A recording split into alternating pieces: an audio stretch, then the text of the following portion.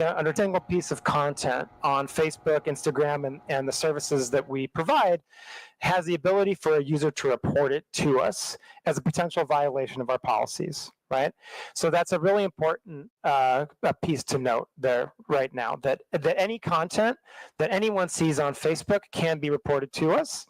And we do the best we can to look at those user reports and weigh and check them against our community standards.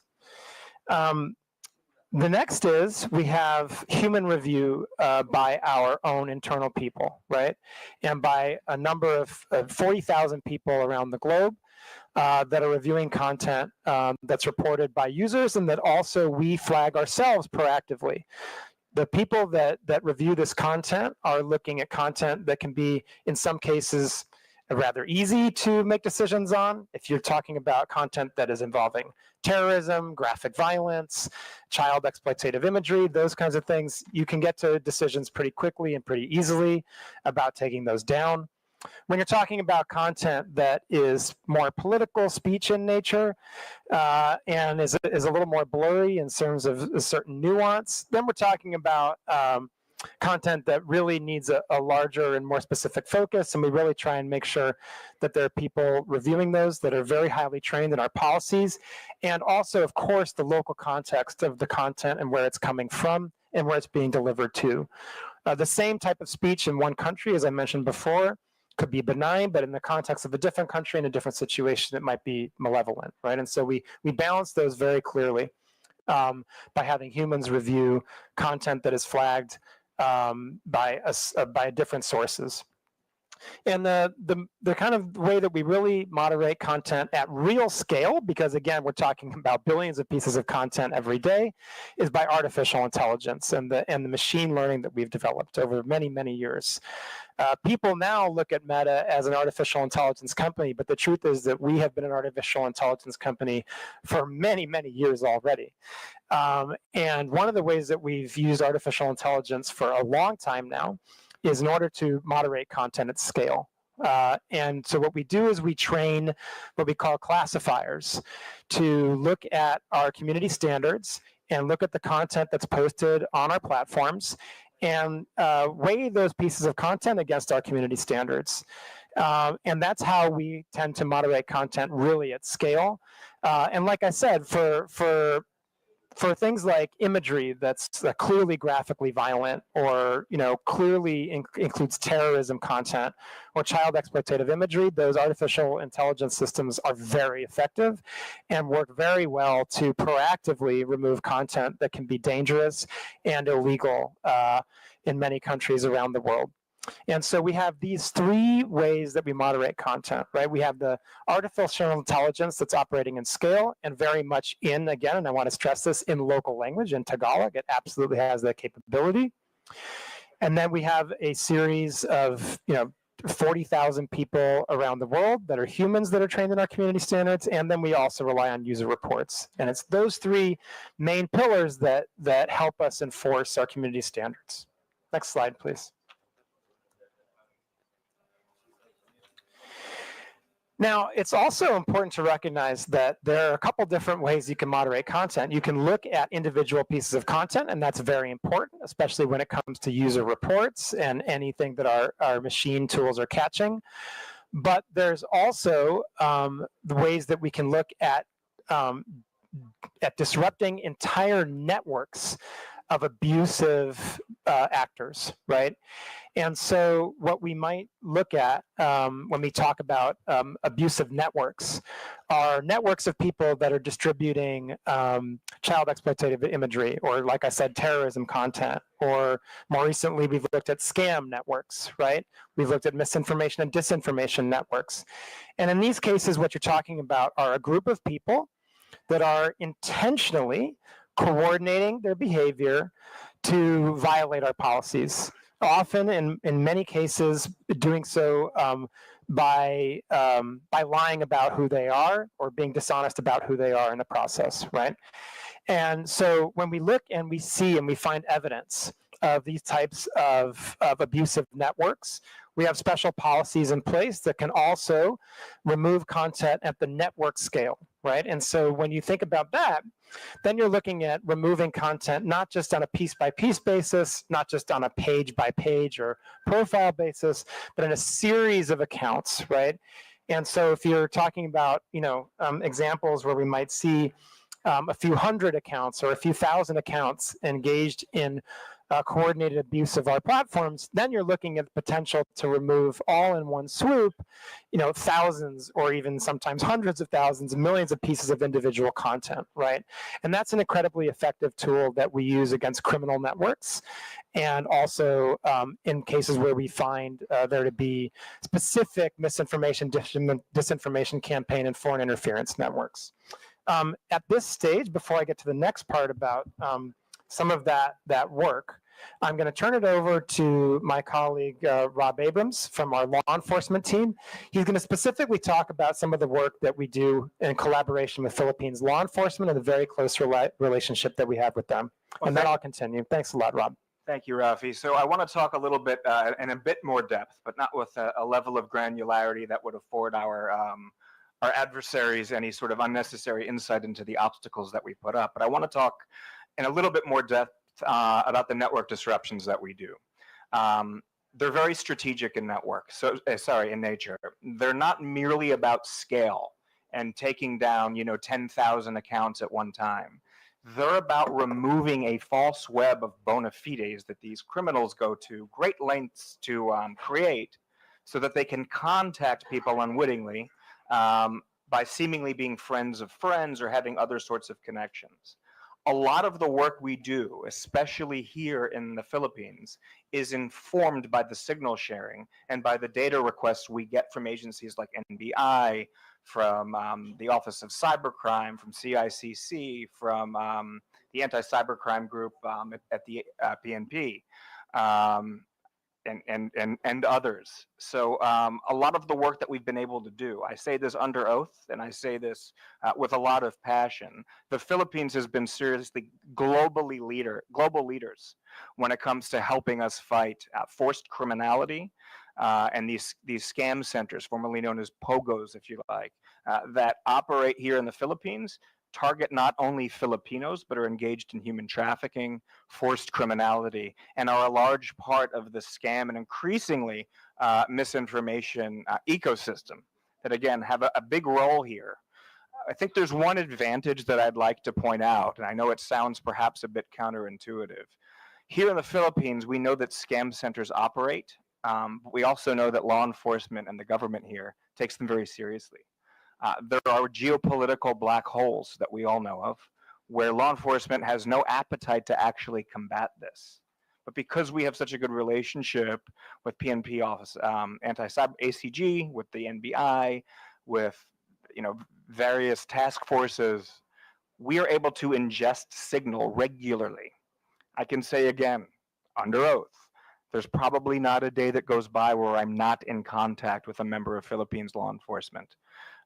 So with that, and I'm quite certain I'll receive some follow-up questions and as we go forward.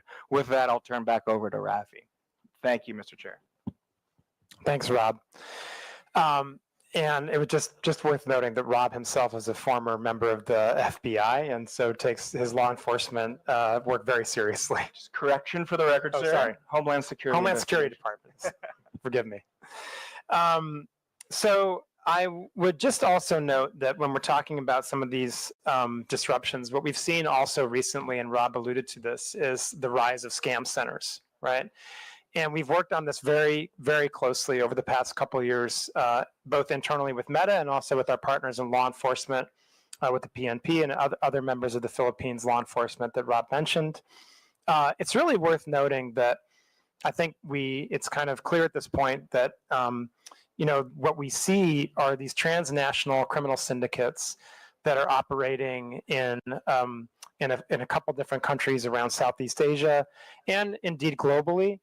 And they engage in forced criminality, human trafficking, and then, of course, the real horrible element of this is that not only are people forcibly trafficked to these locations, but then they're forced to engage in further crime and scams against other people.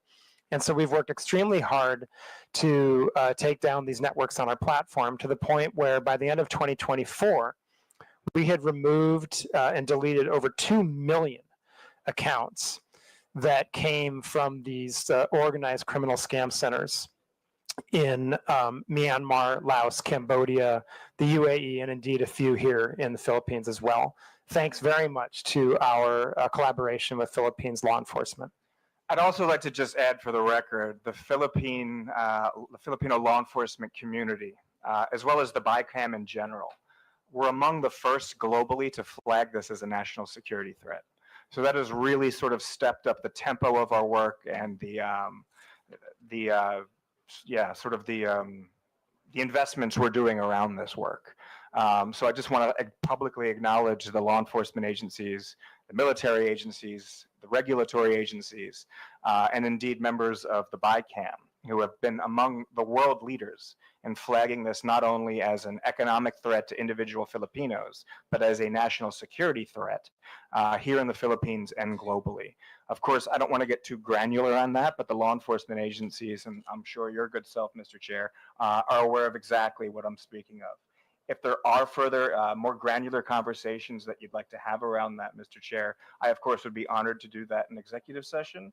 And we have a great relationship with your law enforcement agencies and CICC. We held a conference in November in Bangkok, largely closed door and held under Chatham House rules. Filipino law enforcement were among sort of the flagship entities that were there. NBI spoke, PNP spoke, the PNP attaché in Bangkok spoke. He's been a fantastic advocate and source of trend sharing. So I just want to express gratitude for helping shape the narrative on how serious of a threat this is to the global infrastructure. Thank you, Mr. Chair. Thank you. And if we can go to the next slide, I'd like to address how we specifically deal with misinformation on our platforms.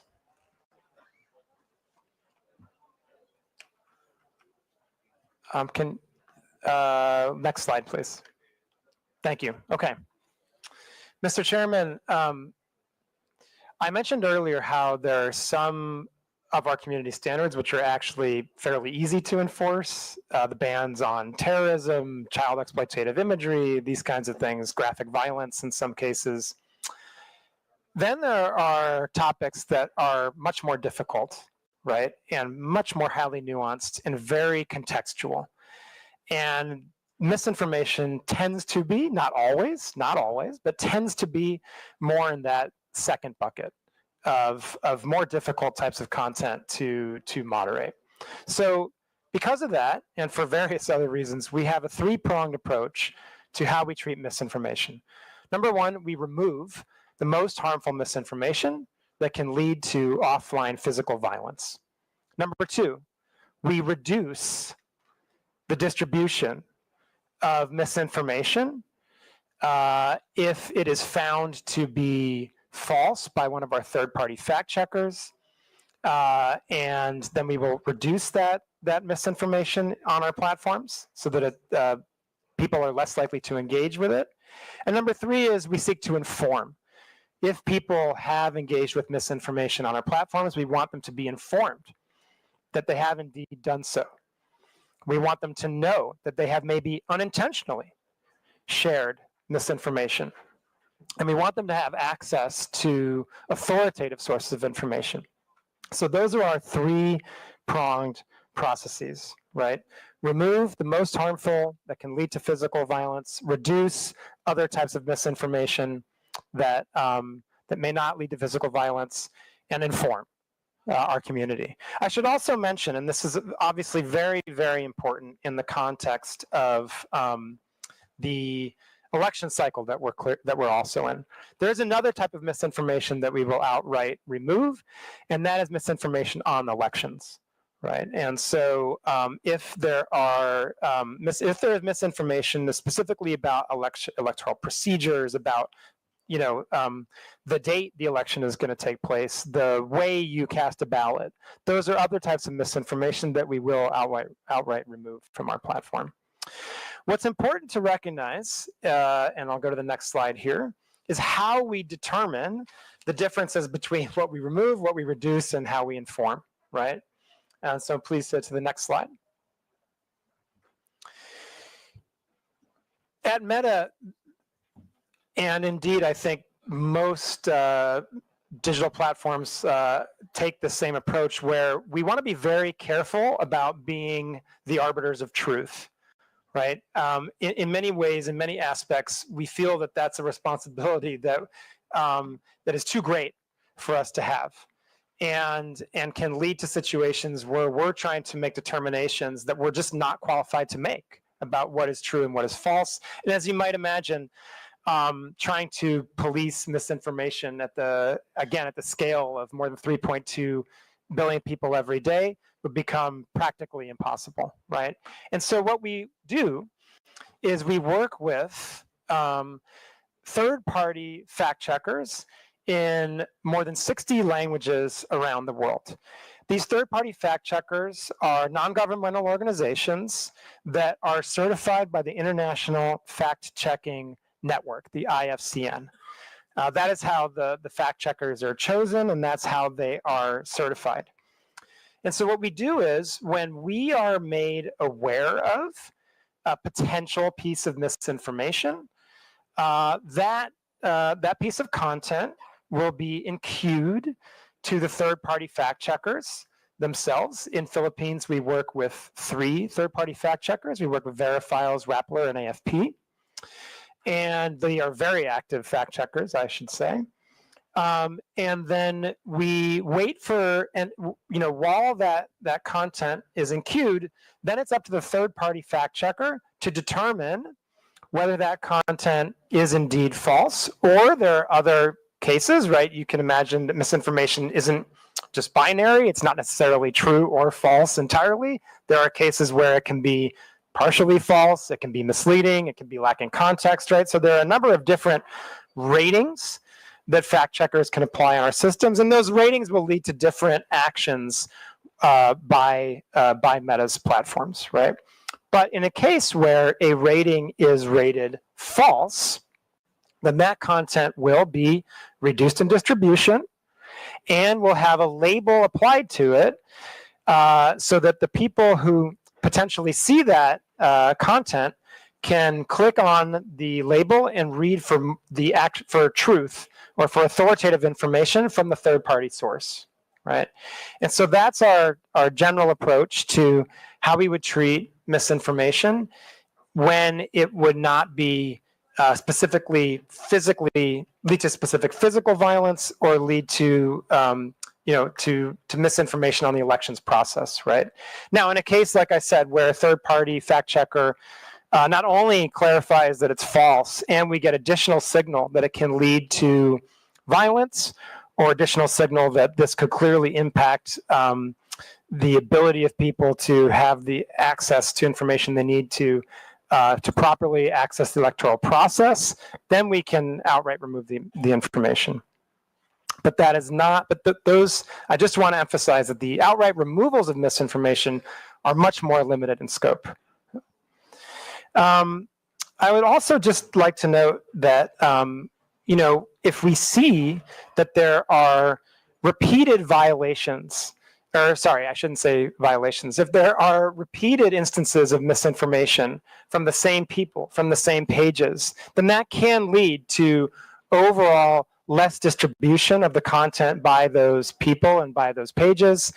And it can lead to other actions such as demonetization, the prohibition on placing ads, and so forth, right? So there are a number of kind of increasing scale of penalties that can be applied if you're a repeat purveyor of misinformation on our platforms. I think we have an example. If the next slide, please. Right.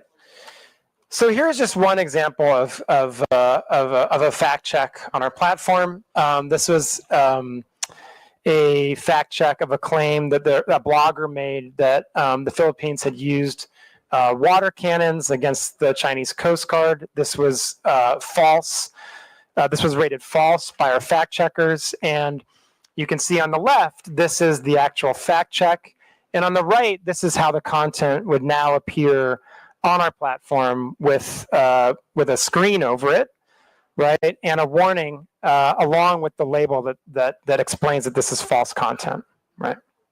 And again, this would also be content that is reduced in distribution, and so even getting to that content would be much less likely on the part of any user using our platforms. I think the last thing I would just like to say is on the topic of misinformation is, there can also be misinformation networks that are doing this with intentionality.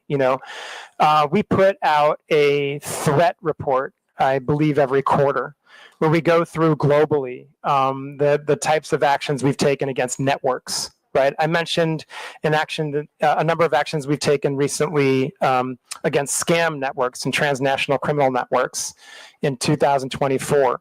That was included in one of our threat reports. But it's public information. You can go online and access this information, and we have taken down a number of networks over the years in Philippines for many different reasons, not just because of their misinformation. We've seen scam networks. We have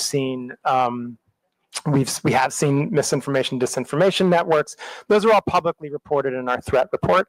And again, we have done this in collaboration with local law enforcement, so that when we're made aware of, and our investigators internally can confirm that there are misinformation networks that are operating on our platforms, we will take those down. And Mr. Chairman, I've gone on for quite some time explaining our content moderation policies and the basics of our misinformation policies. I think Rob has added to that with some color around the very close collaboration that we have with law enforcement in the Philippines. I know there's a lot of questions that you and the committee want to answer, and I'm very happy to take those now with a lot of gratitude. And I want to emphasize this point: a lot of gratitude we have to you and the committee for giving us the space to be here to talk to you and the Filipino people about these very important issues. Thank you, Mr. Chairman. Thank you, Dr. Rafael. We will now proceed to the interpellation with regards to the Meta issue. The first to interpellate will be Honorable Franz Castro.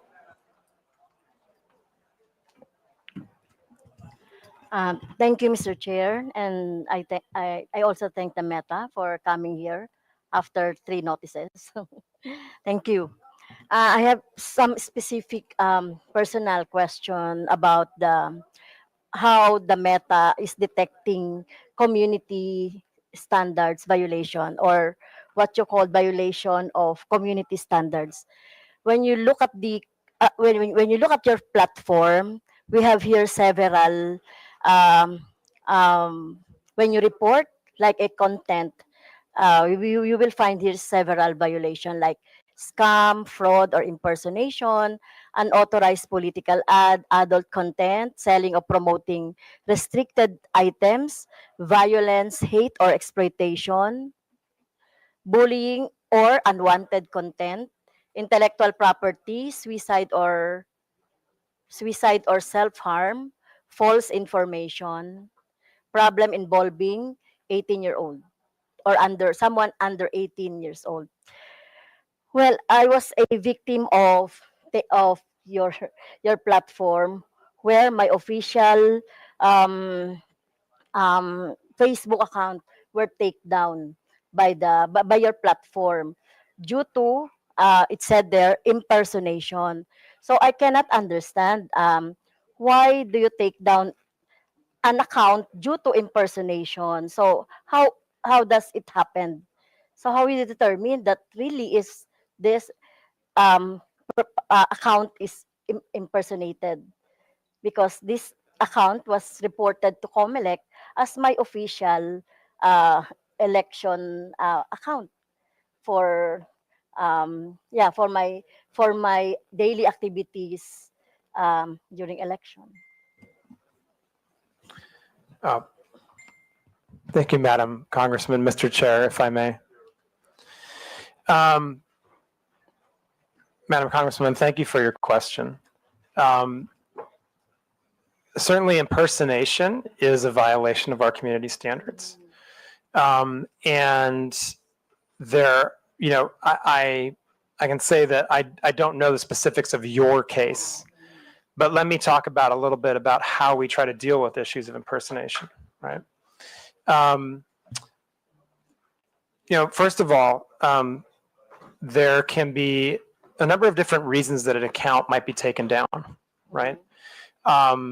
There can be repeated violations of our community standards, or there can be very severe violations of our community standards. But other times, it can be because someone was able to, unfortunately, gain access to your account. Not your account, but anyone's account, right? It can happen that unauthorized access can take place, right? In those cases, they may, once a hacker has gained access to an account, then sometimes what we see is they go and delete the account, or then they take over that account to use it for their own purposes, and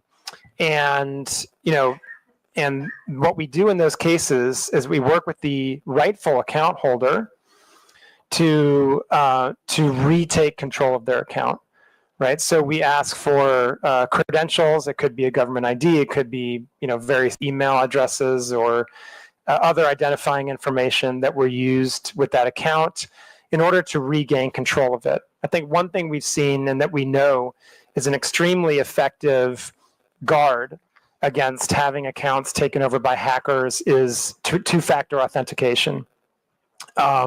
Two-factor authentication is really the first line of defense that any user on Facebook, including members of Congress, have against their accounts being taken over. If you have two-factor authentication on, anytime someone would seek to make changes to your account, it would ping you to make sure that you're the right person and you're authorizing those changes. I would urge everyone to make sure they have two-fact turned on their account. I think it's also worth noting that, for government officials, for politicians who are engaged in an election cycle, we have specific channels where we can work together.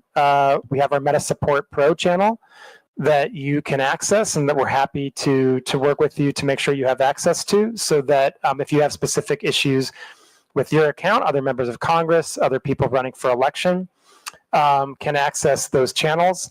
I think it's also worth noting, and I didn't really mention this in my opening comments, but I think I should, that that there are a number of different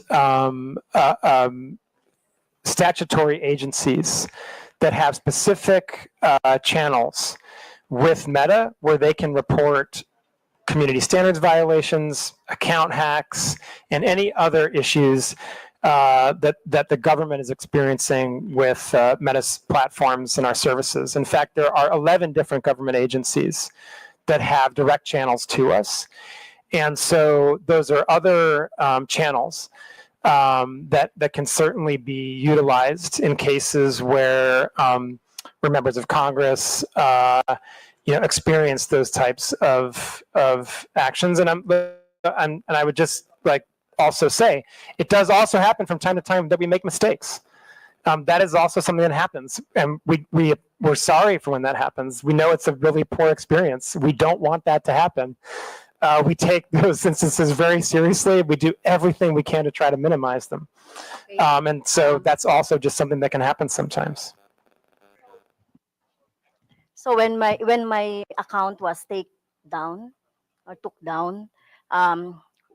we complained to we write to the Meta about my account, and then why is it that you are taking down specific account without explanation or without any justification to the subscriber?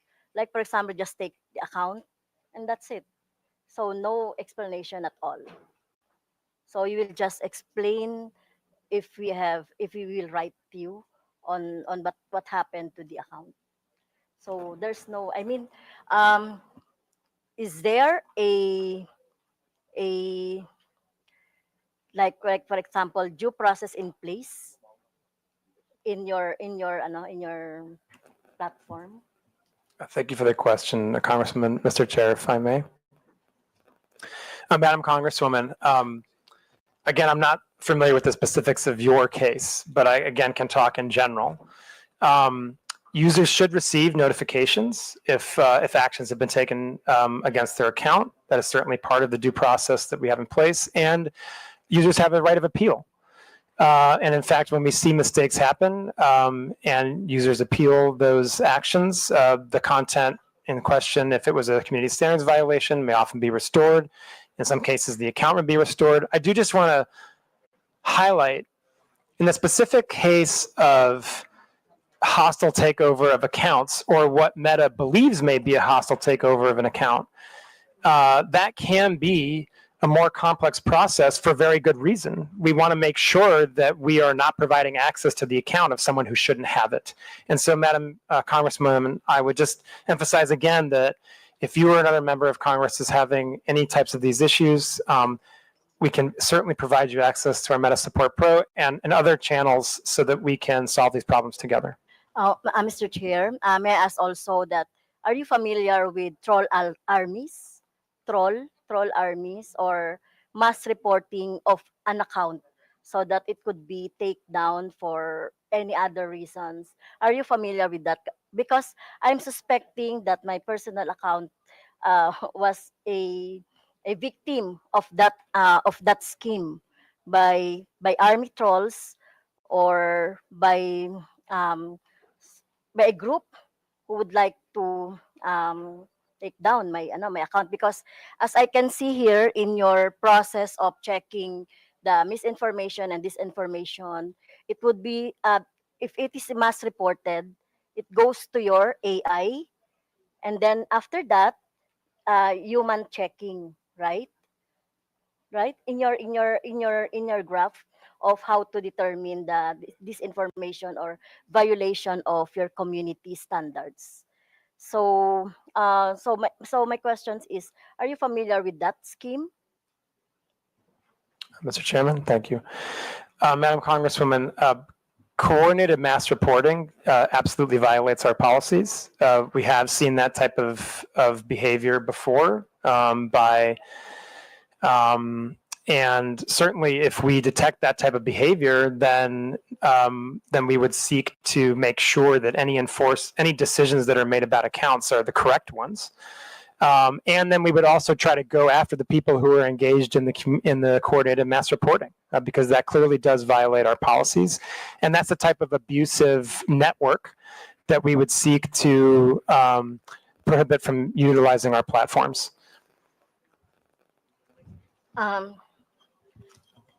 Another question, Mr. Chair, is about the inaction of the Meta on the AI-generated images abused. I was also a victim of that. When I hold a gun, yeah, they are using the AI-generated, but still in the platform. But the Meta is not doing anything about that, and many progressive organizations and individuals are victims of that, Mr. Chair. Mr. Chairman, sorry. So the question. So how do you detect, or why are you not taking down AI generated images that you think are not, or inappropriate, or not true, or misinformation? Thank you, Mr. Chairman. Thank you. Madam Congresswoman, and for the committee, I think I would start from the place of our view of misinformation is that that whether or not it's AI generated or not, it would be misinformation, right? And so I think first and foremost, what I would say and emphasize is that our misinformation policies apply to content that is AI generated and is not AI generated. Now, taking a larger look at AI generated content, okay. There's a few different pieces to this, right? First and foremost, if people use meta AI in our own products to generate for generative AI imagery or the like, we have the ability to detect that, right? And it'll come with a watermark, basically. and therefore a label and be recognizable as a generated AI image. Now, if people are using other tools, right, then basically it's harder to detect what is generative AI and what is not. This is an area of very significant investment for Meta right now. We're working very hard on ways to detect what is generative AI and what is not. I think that part of the issue that we have here, and this is one where what we need is collective action. At the moment, there's no agreed upon industry standard for watermarking or for how platforms like ours should go about detecting the difference between generative AI and non-generative AI content. And so that's an area where we really need more focused industry collaboration, and certainly we are trying to drive that. For Meta, we believe it's very important for that type of collaboration to happen between industry, civil society, and governments. And I think the last thing I would really talk about when it comes to generative AI imagery or other content is really distinguishing between paid content and non-paid content, right? If you are, just generally speaking, at Meta, we take a much more stringent approach to moderating paid content, right? Because obviously we're taking money for it. We believe we have responsibility that's even greater, and the distribution would be increased, right? And so, in the context of anything that is, again, taking out the generative AI component of it, any type of content that is paid for, that is political in nature, that talks about a campaign or a politician or a social issue, right, is subject to our policies on political candidates and social issue paid advertising, right? And according to those policies, you would be required to disclose who is paying for the ad and sponsoring the content. You would also have to go through an authorization process, which would include, in most cases, providing a government ID. Okay, And you would have to be, you on that. if I could just finish one last point, you'd have to be located in Philippines, right? If you want to run a social issue or political ad, you'd have to be located in Philippines, right? And so there's a series of steps that you have to take to cross that threshold in order to be able to run those types of ads. And then in addition to it, if it is AI generated, you'd be required to disclose that it is an AI generated paid piece of content. Thank you. So really, it's very hard to determine because the name of the account is alias, or the name of account is just like a like, for example, Makabayan. The account is using our political organization. That account names Makabayan is using our political organization, but it has this what I saw an AI generated images of mine with guns, with the rebels, etc. I will see I will give you the images later so that you can see. Mr. Okay. Chair, thank you, So- Madam Congresswoman, and I know my colleague also wants to add on to this. Mr. Chair, with your indulgence, Madam Congresswoman, it's my understanding that you reported this content, this image, to Comelec, Yeah. and we have removed it. Yeah. I would like to also state respectfully for the record that we're not doing nothing on harmful generative AI. In fact, as recently as it was either yesterday or the day before, I personally worked directly with PAOK to remove a harmful piece of generative AI that was promoting investment scams. And what happens when something like that gets reported, it's not just that piece of content that comes down. That informs our ability to enforce across the platforms and across other accounts. So although PAOK reported one specific URL, many others came down as a result of that report. So while I understand with respect, how painful and frustrating it must be to be a victim of harmful generative AI. Please don't think we're doing nothing. But we are not perfect yet, but we always strive to be better. We strive to be better by signal sharing and trend sharing with Filipino law enforcement, legislative, NGOs, civil society, etc. So thank you. Yeah, and I would just emphasize what Rob said about, please, if you believe that there's a piece of content that violates our policies, please do report it through Comelec, and we'll treat it with the utmost urgency. Thank you. And Mr. Chair, last question. And in your presentation, you have also employed organization or fact checker organization. Can you name those? Do you have an example? The Vera files. You have, what is AFP? Correct. What is AFP? That's a Mr. Chair, if I may. Agence France Presse. Okay. It's a global news organization. Okay. Thank you, Mr. Chair. Thank you. Before we proceed, may I inform everyone that this will be a working lunch, so please feel free to have your lunch while the hearing is ongoing.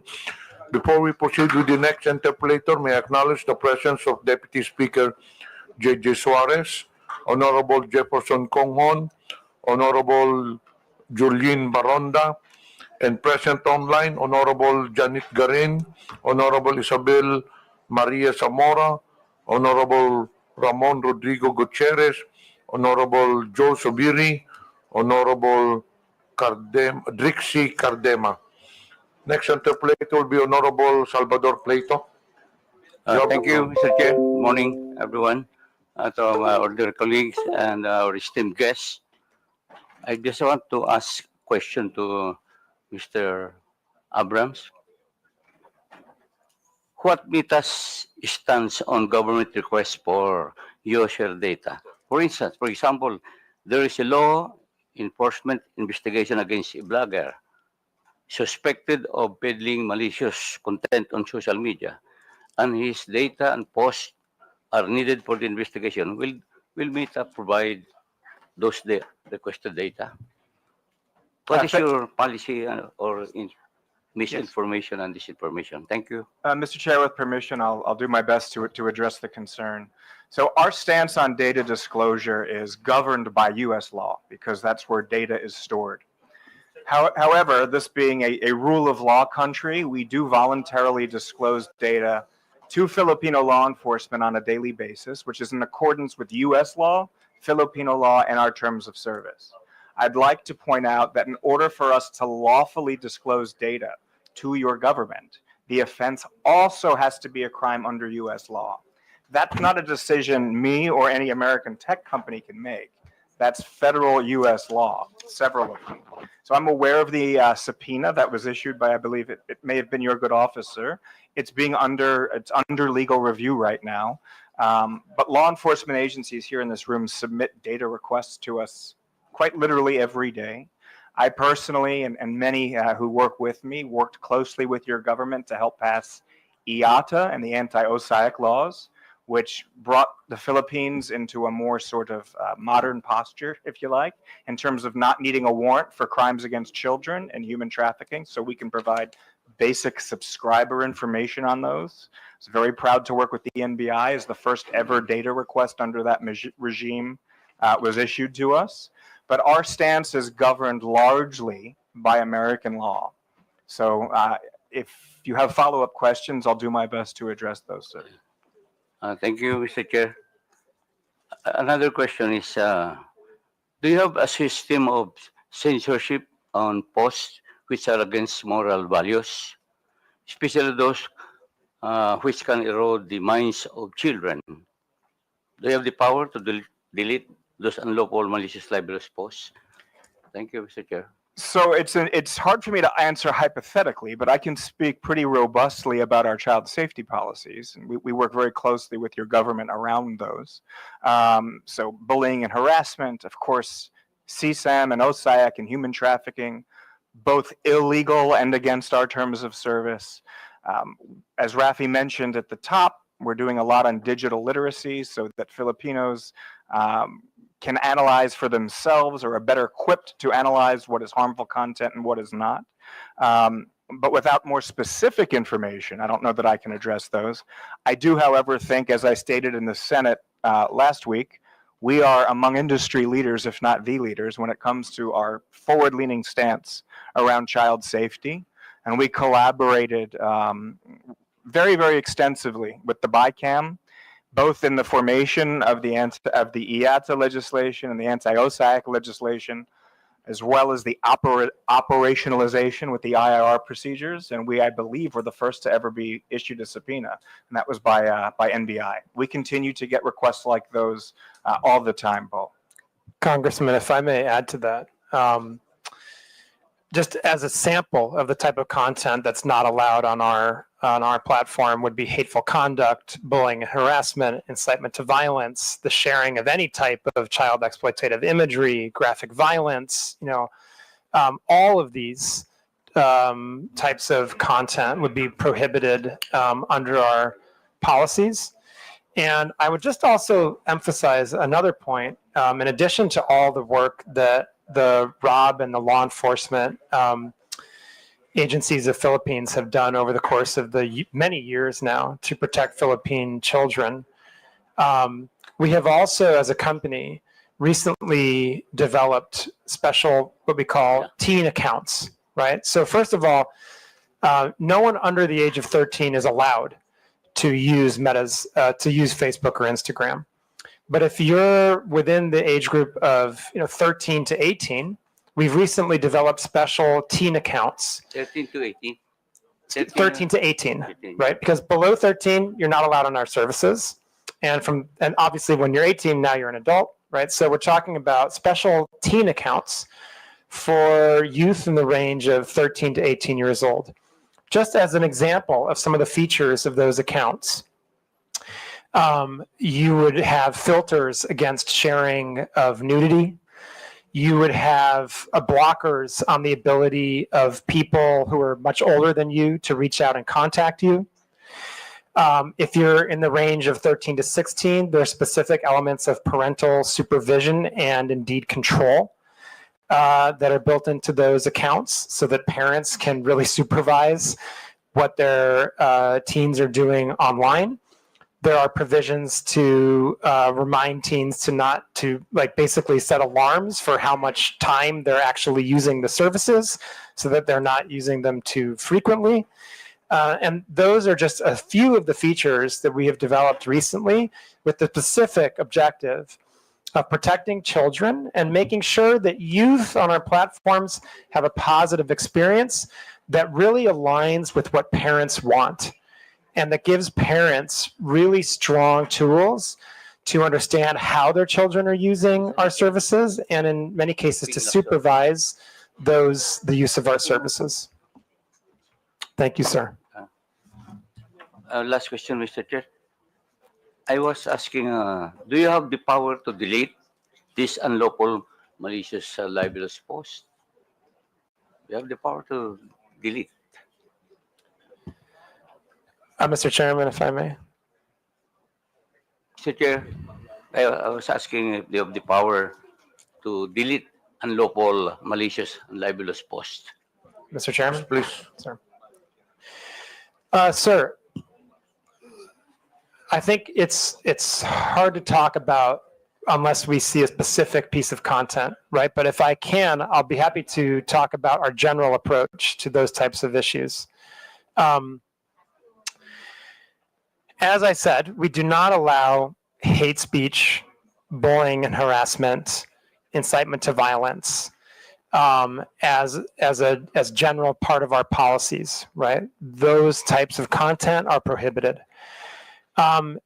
In some cases, as I'm sure you may agree, you may have a hard time defining exactly where to draw the line between something that is fair criticism and or libelous or defamatory under local law.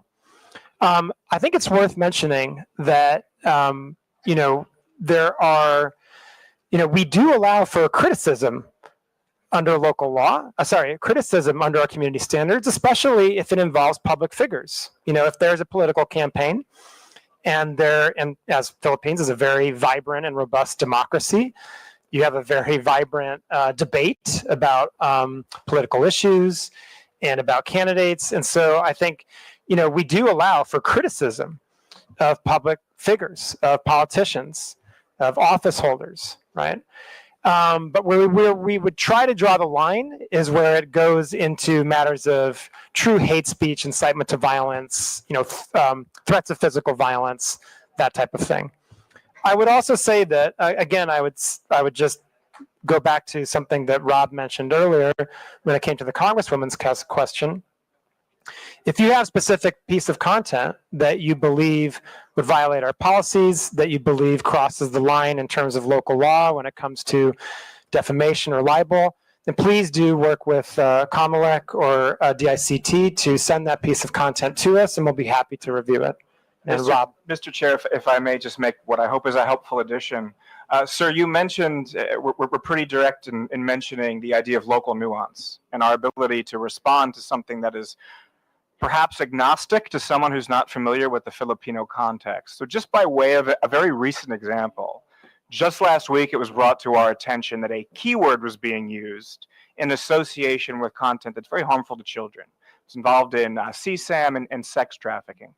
It was brought to our attention by your government. It's a Tagalog word spelled backwards. Someone like Rafi or I were to look at it, we'd have no idea. But because we have such a good relationship with the government, it was brought to our attention, and very quickly we were able to ban it. So in terms of our ability to respond to local nuance, I think we're good at that, and we're trying to always improve upon that. It's hearings like these, it's our daily interaction with the operational folks that keeps us sort of hopefully on the cutting edge of all of the local nuance that's continually evolving. Thank you, sir. Thank you, Mr. Chair. Thank you, Mr. Abrams and Director Frankel. Thank you very much. The next interpolator will be Honorable Paulo Ortega. Thank you, sir. Good morning. I would like to, of course, thank Meta for the partnership given with our city and district. The PLC and in San Fernando, La Union, you have created a lot of opportunities and jobs for our locals. With that, Mr. Chair, I would like to zero in on a few questions, mostly on the political context. The presentation has shown us a lot of different contexts, but I was looking for the political context side, but have a few questions directly about this. During the question and answer with some of the members, we've seen that you have taken already you have noted and you have done some actions to ensure that there is moderation with the content, especially politically. Are you hiring Filipino moderators? Do you hire Filipino moderators, or like your previous statements, you have partnered with the IFCM? Mr. Chairman, if I may. First of all, Congressman, thank you so much. We're really happy with the partnership we have with the PLCN and thrilled for the benefits it's providing to the Filipino people in terms of connectivity. And we only hope to do more. Yeah, and so we really hope that we can continue that type of partnership to bring these types of services and digital connectivity to Philippines, which obviously in the 21st century would be a huge boost. Thank you very much for the question. I think that I would, let me break this down into two different parts, right? First of all, absolutely yes. We very much have moderators that are from Philippines, that are native language speakers, and they're looking at content in the Philippines every single day. So absolutely yes, we do have those. I just want to make a distinction between moderators that look at potential violations of community standards versus third-party fact checkers. They're not the same thing. The moderators that we have are really looking at potential violations of our community standards. The third-party fact checkers are looking to determine if pieces of content are misinformation, right? But to be clear, those are also local, right? We work with 3 third-party fact checkers in Philippines. Verifiles, Rappler, and AFP. And again, all of them, of course, are local and have the local context, local native language capabilities. So absolutely, very much yes. We have the capabilities to both moderate content against our community standards and work with third-party fact checkers on misinformation in Philippines. Mr. Chair, can I add? Do you think they have the capacity for real-time review, or is it a taller task than it is? Mr. Chairman, if I may. Congressman, again, I would like to break these because they're two different things, really. And I think we do have to make sure we're being distinct about how we talk about our general content moderation versus the misinformation. So starting with our content moderation and our community standards moderation, what we do is we prioritize the most severe harms first. It is not necessarily a first in, first out content moderation system. What we do is we prioritize the most harmful pieces of content first. So, for example, if we see that there are reports of child exploitative imagery, that's going to jump all the way to the top of the queue, right? If we see reports of terrorism content, incitement to violence, right? Those types of things. Those are going to jump ahead because of their potential to cause harm, right? And then that's the type of process we use so that we ensure that we are acting in a timely fashion against the most severe harmful content. Now, when it comes to misinformation, again, different, right? What we can do is we can ourselves send content for the fact checkers to check, or the fact checkers can do it themselves. They have the ability not to wait for us and to actually check content on their own. And what we see in the Philippines is they are very robust. I think we have some of the most robust fact checkers in the world active in the Philippines, and very active in terms of many of the political and types of content trends that we're seeing on our platforms today in Philippines. So, Mr. Chair, you're saying that you are prioritizing real-world harm, something that would really harm a specific place, a community, or even other countries, same country you're in. Is that how I understand it, sir? Mr. Chairman, if I may. Yes, I mean, there's some nuance here, but in a basic sense, yes, right? I mean, certainly if there's content out there that can lead to real world, offline, physical harm, then yes, that's going to, generally speaking, jump to the top of the queue. Yes. So if I'm reading your presentation correctly, may I ask what type of accountability does Meta have in the Philippines when these things go south, or even if we tend to go to something a lot worse than regular trolling, regular misinformation? I would like to be clarified on that, sir. So, Mr. Chairman, if I may. So, just to emphasize again, I want to be really clear. These systems are operating in parallel.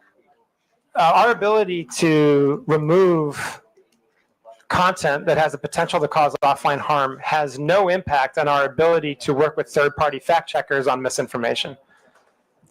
Those are operating in parallel, right? So I think, is that the answer to your question, or are you asking something different? Yeah, it is actually, but I would like a sense of something more accountable coming from the company's sense towards a local like the Philippines.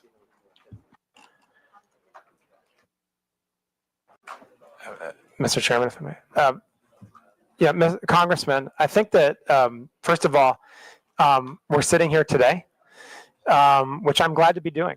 I think it's very important that Meta, as a company with such ubiquitous and important services, answer your questions on these really important issues, especially in the lead up to an election. I'd like to point out that maybe we didn't actually show that slide now that I think about it, but we put a slide on our presentation that showed the award that we received from Comelec after the last election for the work we did to protect the integrity of the election. And so, and we are in the process of doing that same work now with the midterm elections that are around the corner. And I would also just emphasize again that there are 11 different reporting channels that various agencies of the government and law enforcement have to come to Meta for accountability, right? And on top of all that, we also publish our transparency report every 6 months, where we demonstrate in a very transparent and open manner the content that we've removed based on violations of our community standards, the content that we have restricted due to local law, data requests that we have acted on based on law enforcement, and a number of other metrics that really show kind of how Meta is approaching our responsibilities in the Philippines. And I believe my colleague Rob would also like to add to that. Mr. Chair, with your indulgence, may I add to the response?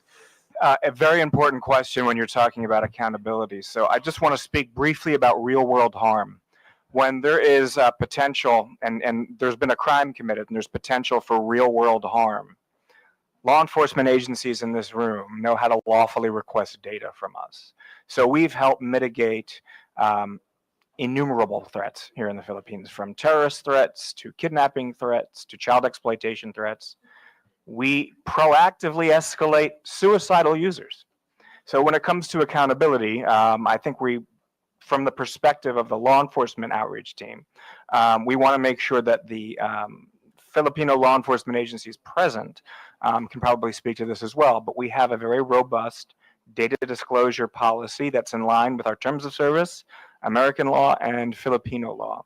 And it's used each and every day by Filipino law enforcement so that they can go after the actual bad actors that are operating off-platform and coordinating off-platform harm. Thank you, sir. And lastly, Mr. Chair, to drive at my point, would Meta support Philippine Regulatory Committee for social media platforms so that they can partner and help out does the same regulatory committee if it was formed? I believe that your presence here would be a big help and a good sign to this inquiry. But again, we are aiming towards a regulatory committee that would help us, especially combat fake news and others. Mr. Chairman, thank you so much, Congressman. I'd be more than happy for Meta as a company to engage with the Philippines government and Congress on any type of regulation that you're considering when it comes to these issues. I think we have now many years of experience in terms of working with governments around Southeast Asia, Asia Pacific, and indeed globally, to come up with modalities and regulations that really can help protect users, but also protect freedom of expression, that try to properly balance freedom of expression and safety, and that, of course, account for local nuance. It's really important that countries have their own solutions, and we're happy to share what we feel like works, what's been more challenging, and what doesn't work. And we'd be very happy to engage Congress further on that issue. And I'd appreciate the opportunity, and thank you for it. Thank you, Mr. Chair. I'll reserve some of my questions for the second round. Thank you, Honorable sir. Arlen Brosas is recognized. Yes, thank you, Mr. Chairman. I have a few questions also, Mr. Chair. Mr. Chair, how many websites or applications are under the Meta umbrella? Okay, so Mr. Chair, if I may. We have Facebook, Messenger, Instagram, WhatsApp, Threads, which is a part of Instagram to a sense. We have our Quest devices, which are virtual reality devices that also have application, and we have specific application for our Meta Ray-Ban glasses that we are now producing together with Ray-Ban. There's a specific application for that. And then, of course, we have the various websites that also operate these platforms, including now Meta AI. Thank you, Mr. Chair. If you'd like a very complete, thorough, total list, I'm happy to provide that for you in writing. But, thank you, Mr. Chair. Mr. Chair, my next question is, do you have for example, a study of which is the most to have a content of disinformation and fake news? Which of these, the websites or applications have the most? Is it Facebook? Mr. Chairman, if I may. So thank you.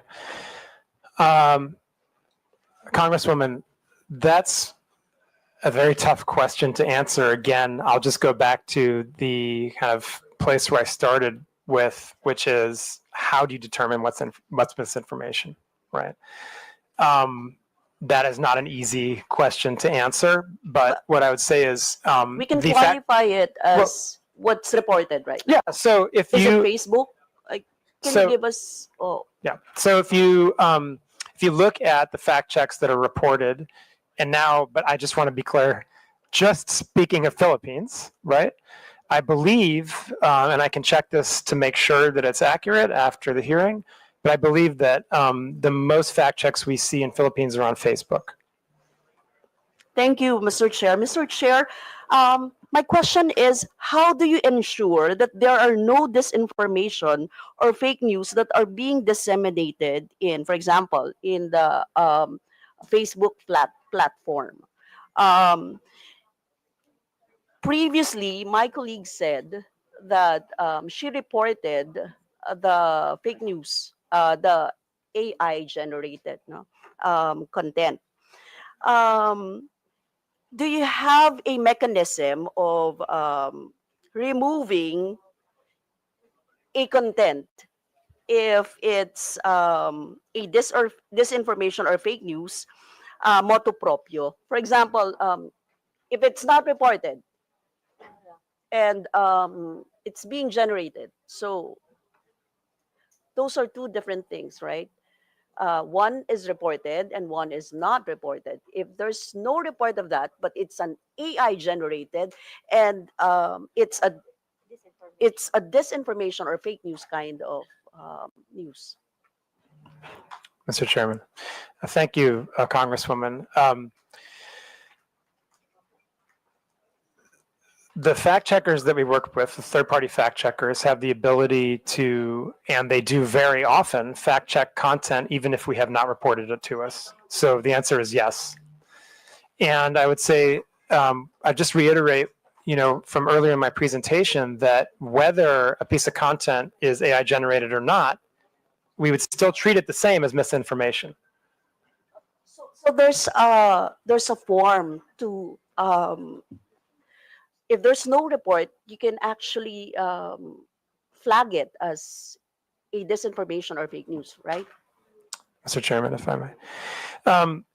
Yes. So let me talk about all the different ways that this can be done, right? First of all, as your colleague showed earlier, a user that's scrolling through Facebook can report something if they believe it's false information, and that would flag it for our systems so that we would have a look at that and potentially pass it on to a third-party fact checker.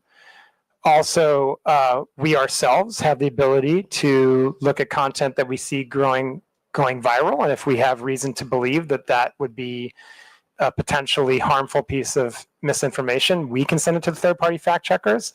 And also, the third-party fact checkers can and very much do fact check misinformation on their own without any prompt from us or anyone else. Yes, and I would just like, sorry, and I would also just stress that the government also has its own reporting channels to us. So if we get a report of misinformation from COMELEC or DICT or other agencies that are onboarded to our channels, we will also review that and pass it to the third-party fact checkers. Thank you. Mr. Chair, I have here an example of the fact check. Example of the fact check image. This is from Digsan. If you think this is normal, then you are abnormal. Hashtag Quadcom, hashtag Duterte, hashtag NPA, hashtag HOR, hashtag Philippines. And there's an image of the three of us. It is alarming to see our leaders being questioned by NPA affiliates. The House of Representatives tolerates this, and it is very disturbing. So, Mr. Chair, it was fact-checked by Rappler, and the claim was it's false. No, so this is an example of how the Meta does it, right? uh, I, I, I don't know how you fact check, for example, how you take down, or what is your standards on taking down the AI that is not being fact checked by this by Verifiles, by Rappler, by those that you've actually mentioned before. Mr. Chairman. Congresswoman, in the presentation I gave, I highlighted that we have a three-pronged approach to misinformation. We remove the most harmful misinformation if we believe that it can lead to, and we can independently confirm that it can lead to offline harm and violence in the real world. We will also do that in the case that it violates certain types of elections law. With misinformation that does not meet that threshold, we will use our third-party fact checkers to check if indeed that misinformation is false or partially false or missing context or any of those kind of labels. And if the third party fact checker does confirm that it's false, then we will reduce the distribution of that content on our platforms, and we will put a label on it so that someone who sees that content understands that they are looking at content that has been determined by a third party fact checker to be at least false or partially false, or as I said, there's a number of other labels they can apply. I showed an example earlier about what that would look like on our platforms. And so when it comes to AI, I think the important thing to reiterate is, number one, that whether a piece of content is AI generated or not, the misinformation policies still apply. Right? They apply across the board. So if there is a piece of misinformation that's generated by AI, it's still going to be the same misinformation policies. Now, there is one additional point to make, which I mentioned previously, which is that if it's a paid piece of content, if it's sponsored, if it's an ad, then there are additional checks that we do, and we require that whoever has placed that ad or boosted that content disclose that it is AI generated, right? And then you'll also be able to go into the ad library and see the details, and these are all publicly available, of who placed the ad, how much was spent on it, and so forth. And if these ads are politically, if they're political in nature, if they are about the election, about a campaign, about a political candidate, if they're about social issues, then they have to go through our authorization process for running political and social ads. That adds another layer of authorization and verification, so that means that, I mean, my question is, how do you control this? You have the controls, you have the technology. How do you control this kind of I am asking this, Mr. Chair, because we are always the victims of red tagging, and it is a danger to our life, liberty, and property. And we all know that those are actually false contents. But it keeps on proliferating in the internet. Even right now, as we are speaking. So I'm asking the Meta, how do they do that? Is there, actually, my next question is about how many disinformation have you had banned or removed, or how do you control this fake news or disinformation? How many are based on complaints? How many are initiated by your platforms, for example? Those are questions that I would like to be, answered. Mr. Chairman.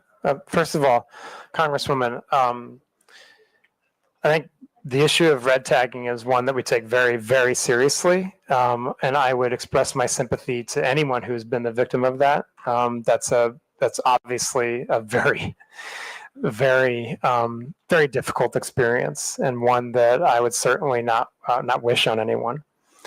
I would just like to emphasize that red tagging violates our policies. We view red tagging as a form of coordinating harm on our platform, and that is prohibited. When we're made aware of it, and we confirm that it's red tagging, then we will remove that content. We've done that in many, many cases for a number of years now. And I would just emphasize again that that does violate our policies, and we will remove it when it's reported to us. So I would encourage you or any other victim of red tagging to send a report to us via Comelec, via DICT, or the other channels that we have with the government, and we would review that with the utmost urgency, given the potential for harm. Your second question was about fact checking, I believe, right? And I would just say that when it comes to fact checking, there's a publicly available library, and we can share that with the committee of the different types of fact checks that have been placed on our platform. Just recently, I think we've seen a number of different issues that have been covered by our fact checkers in Philippines. And again, I think those are all publicly available, and be happy to share a list with the committee, but anyone can find that also, as they're all online. Thank you, Mr. Chair. Just to be clear, in terms of red tagging, you act through complaints. For example, you mentioned the ICT, you mentioned Comelec. So if there's no complaint, you don't act on it. Mr. Chairman, if I may. Congresswoman, we would act on it if we were, in any case that we're aware of it. If a member of our internal teams finds it, they would act on it even without a report. So I do just want to make that clear. I think that we do very much benefit from the reports we get. I mean, it is hard. I think one of the things that we know about red tagging is that, and I kind of mentioned this before, there are different types of content. When we look at violations of our community standards, there's the type of content that very clearly violates, it's not even close, it's a clear violation of our community standards. The really obvious examples are child exploitative imagery, terrorism, graphic violence. I mean, it is much easier to moderate that kind of content. When we get down to the level of speech, and red tagging is one of these issues, it sometimes can be nuanced, right? Now, it doesn't mean we don't take it seriously. We take it very seriously, right? You have guidelines on that. We do absolutely have guidelines on that. We absolutely have guidelines on red tagging. Red tagging per se. Sorry? Red tagging. Do you have guidelines for that? Yes, we have guidelines on red tagging. Rob, do you want to add anything on this point? Just say in general, red tagging often involves doxing, which puts people at risk. So that would be a red line, for example. But I think, again, to emphasize, as Rafi's made clear, this is often very nuanced. But that's why we have what we call the trusted reporting channel. So when we get information from DICT, from Comelec, from your good office, from law enforcement and others, they're treated with great deference and treated with great priority. But doxing, putting people's lives in danger, that's obviously a red line for us. Yes, thank you, Mr. Chair. Mr. Chair, knowing how bureaucratic and to an extent slow the processing of legal actions in the Philippines, we are more concerned on your mandate and mechanisms as Meta as a multinational technology conglomerate in terms of taking action on these matters, no? From fact checking and ensuring the veracity of contents and users, taking down posts and banning users that proliferate disinformation and red tagging, up to instituting protections to users so as to allow for a healthy and humane interactions and discourses on your platforms. That is what we're expecting. Mr. Chair, thank you so much, Congresswoman, for the opportunity to discuss these important issues. And we absolutely share the objective of making sure that the platforms that Meta operates in the Philippines are safe ones. And so that's why we're here. That's why we're having this conversation. And we're always, always happy to take more feedback, to look at things that if the Congress believes we can do better, we're happy to take that back and see what can be done. And I think, as Rob said, I would just emphasize, please do utilize the reporting channels that we have established that are very well functioning with the government, with DICT, with the law enforcement, with COMELEC, to address these issues. Anything that can lead to the potential for physical harm, we treat with the utmost severity and urgency. To share, maybe they can help us in the data. For example, how many complaints have they received? How many are initiated by their platform? For example, the total numbers, at least, no? If we can have that idea of how they actually took an action on those complaints.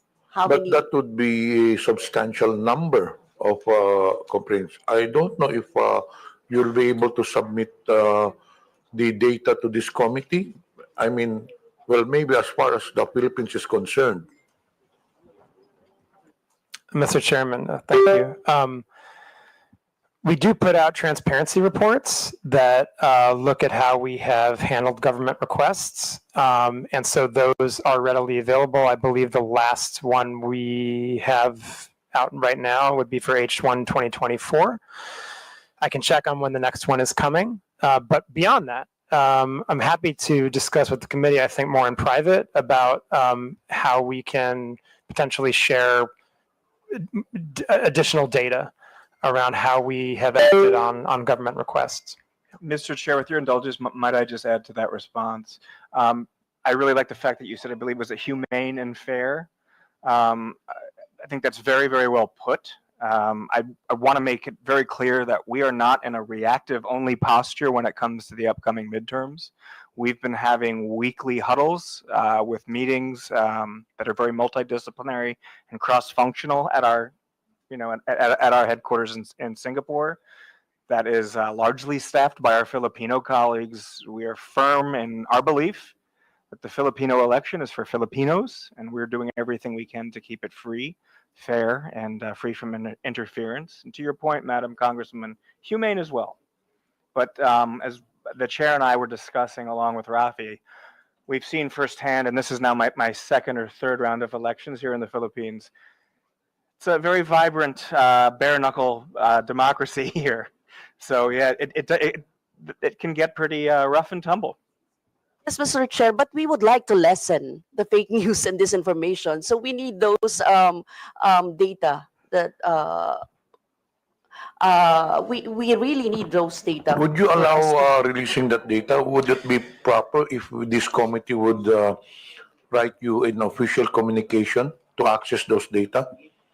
Mr. Chairman, thank you. Yes, I think it would be helpful if you could, as a committee, specify the type of data you'd like to see, and then we can take that under advisement and share what we can, and have a discussion about what type of data we share and kind of what's most helpful to you. Yeah, okay. We will send an official communication for that data. Last question, Mr. Chair. Do you have ways to ensure that the same people, for example, if an account is banned or removed from the platform, or the account holder, they can simply make a new one, right? So how do you ensure that the same people will not be able to make a new account For example, like banning their IP addresses instead of just removing their Facebook accounts? Do you have that power? Mr. Chairman, if it's so.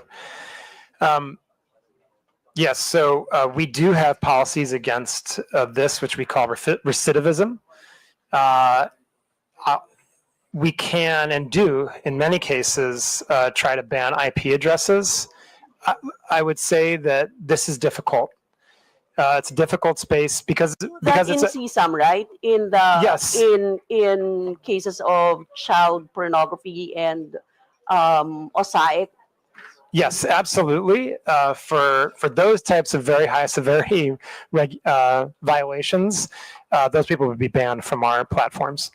And we do our best to keep people off once they have been deleted. But what I would say is what we encounter are various levels of adversarial behavior. There are some people, including very well-financed criminal organizations, who are very determined to maintain a presence on our platforms. And that is a hard battle that we fight. We do our best. We continue to fight that battle every day. We do it with the help of our law enforcement colleagues in Philippines and around the world.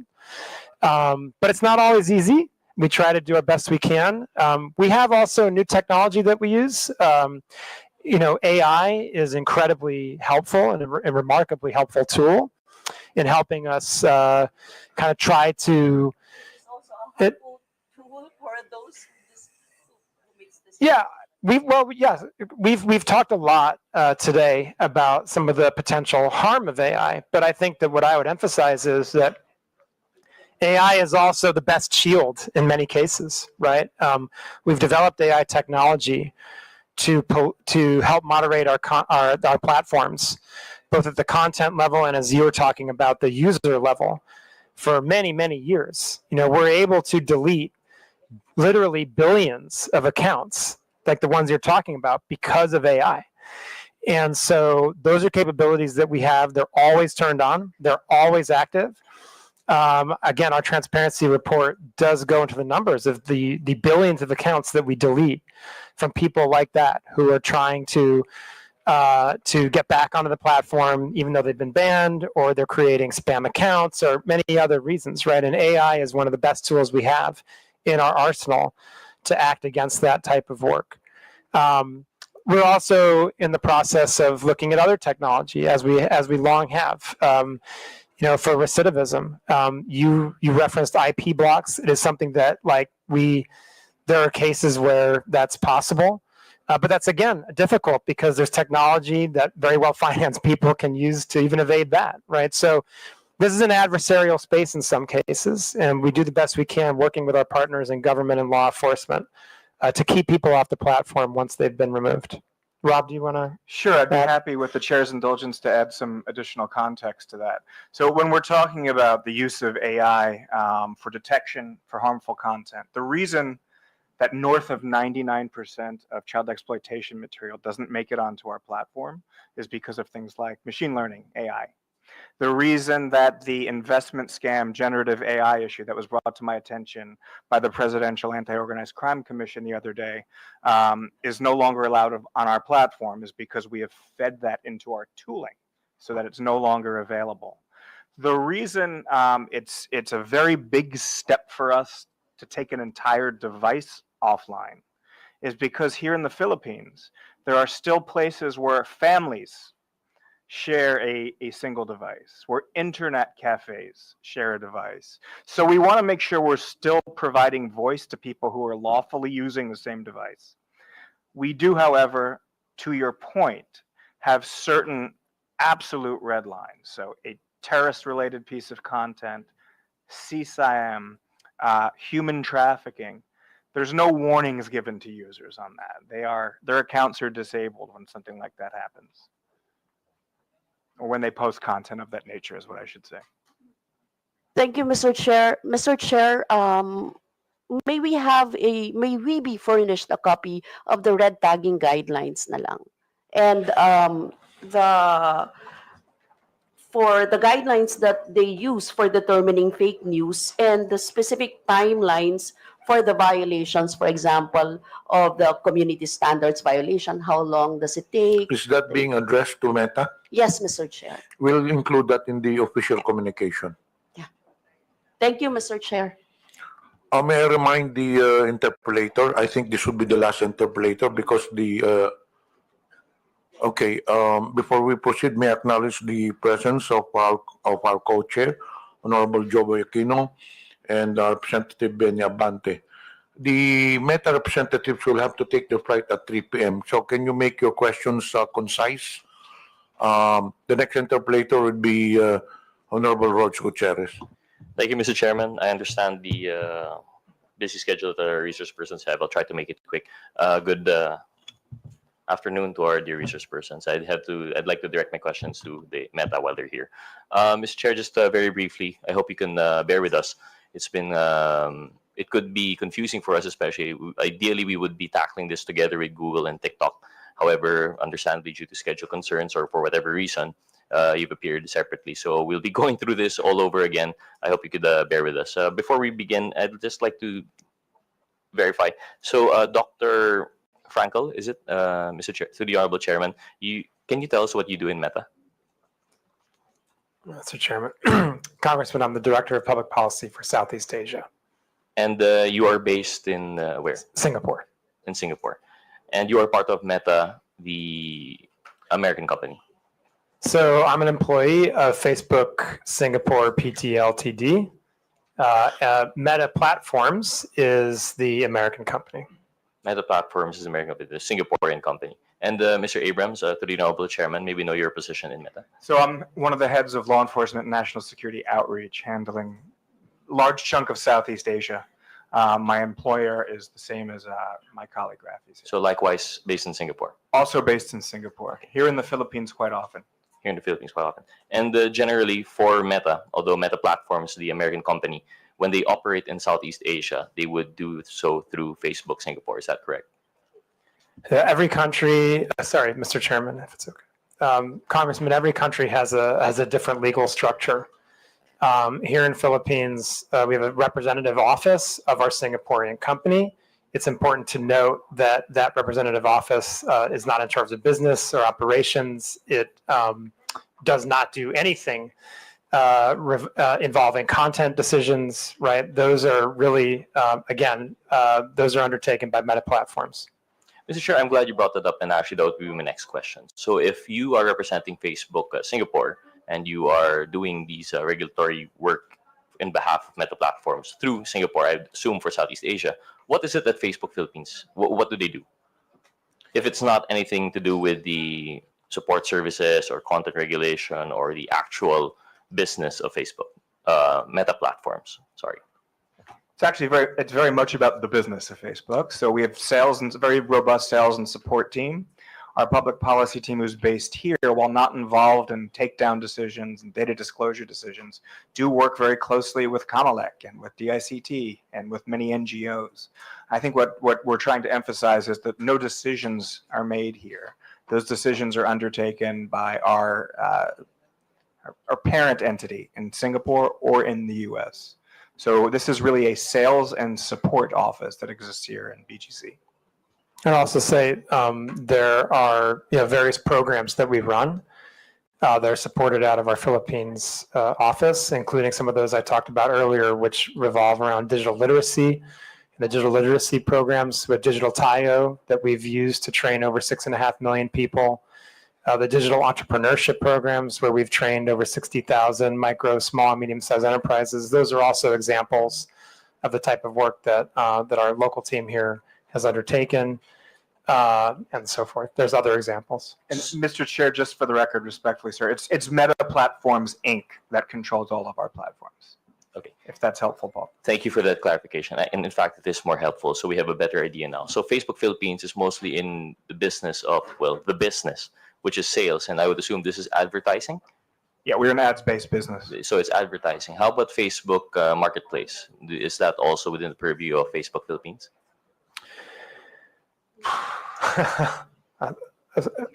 Mr. Chairman, if I may,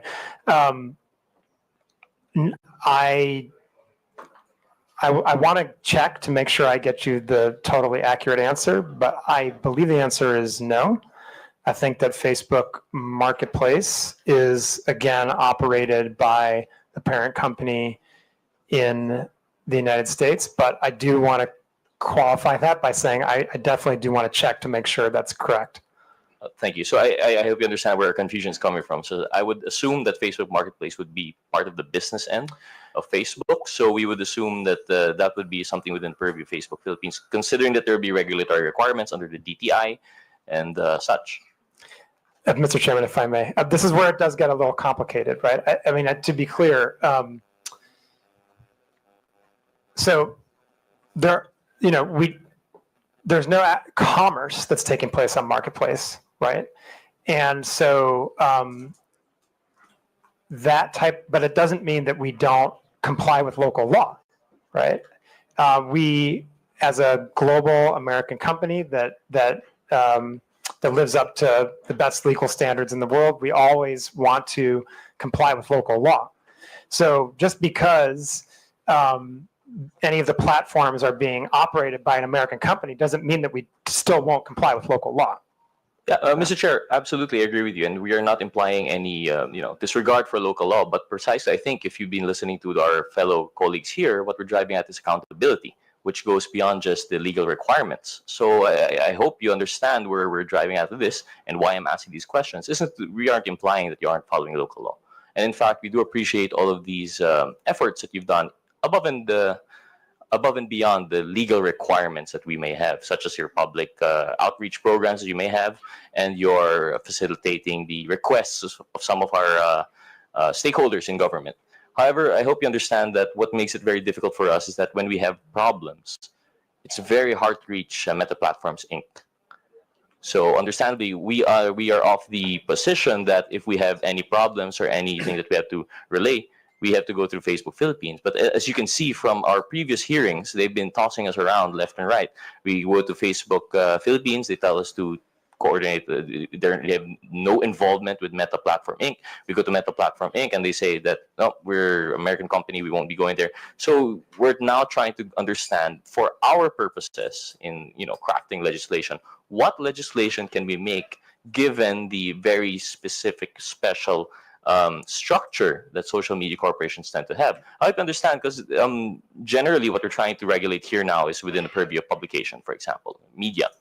But unlike media, which would operate specifically within a country, we're talking now about, a foreign entity that would now be in the business, not just of, public expression, but also the commercial side of it and advertising. As you said, you're a ads-based business. So now we'd like to just differentiate.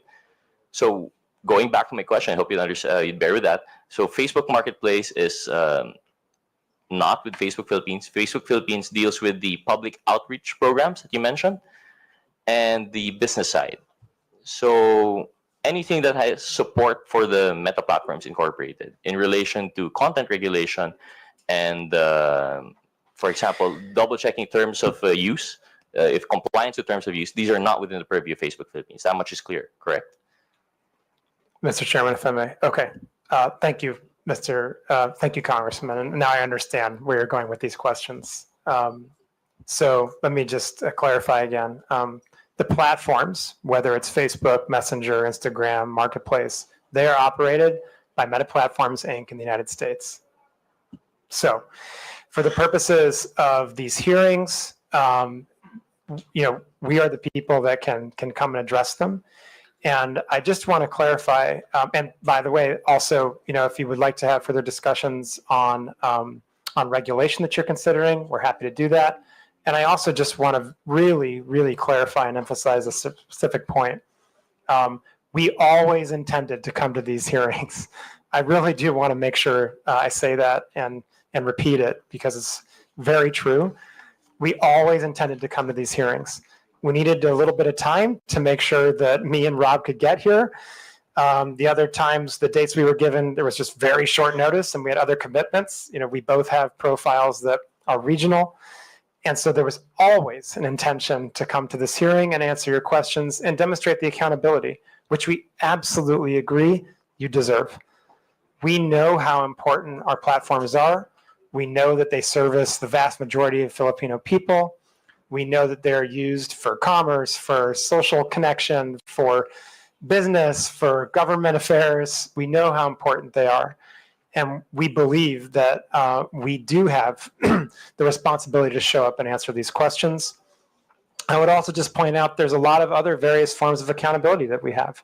We publish transparency reports that look at how many government requests we've acted on.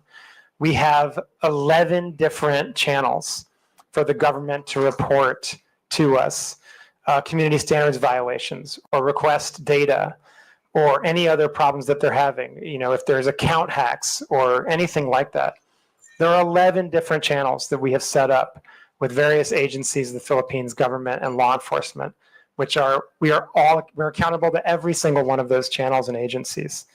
And beyond that, I think that, we try to do the best we can to answer the questions as forthrightly as we can, to explain, frankly, very complex and sometimes nuanced issues the best we can. And I'm always happy to do more of that. And if there are additional conversations we need to have on these topics, on regulation, we're happy to do that. I also just want to point out, and my colleague Rob has already done this, but I'll reiterate it. We know the election's coming. We have been preparing for this for a very long time. In the 2022 elections, Comelec gave us an award afterwards for the collaboration that we had and for the work that we did protecting the integrity of the elections on our platforms. We absolutely are doing that work again, and I just want to assure the committee that that's the case. Do you have anything you want to add?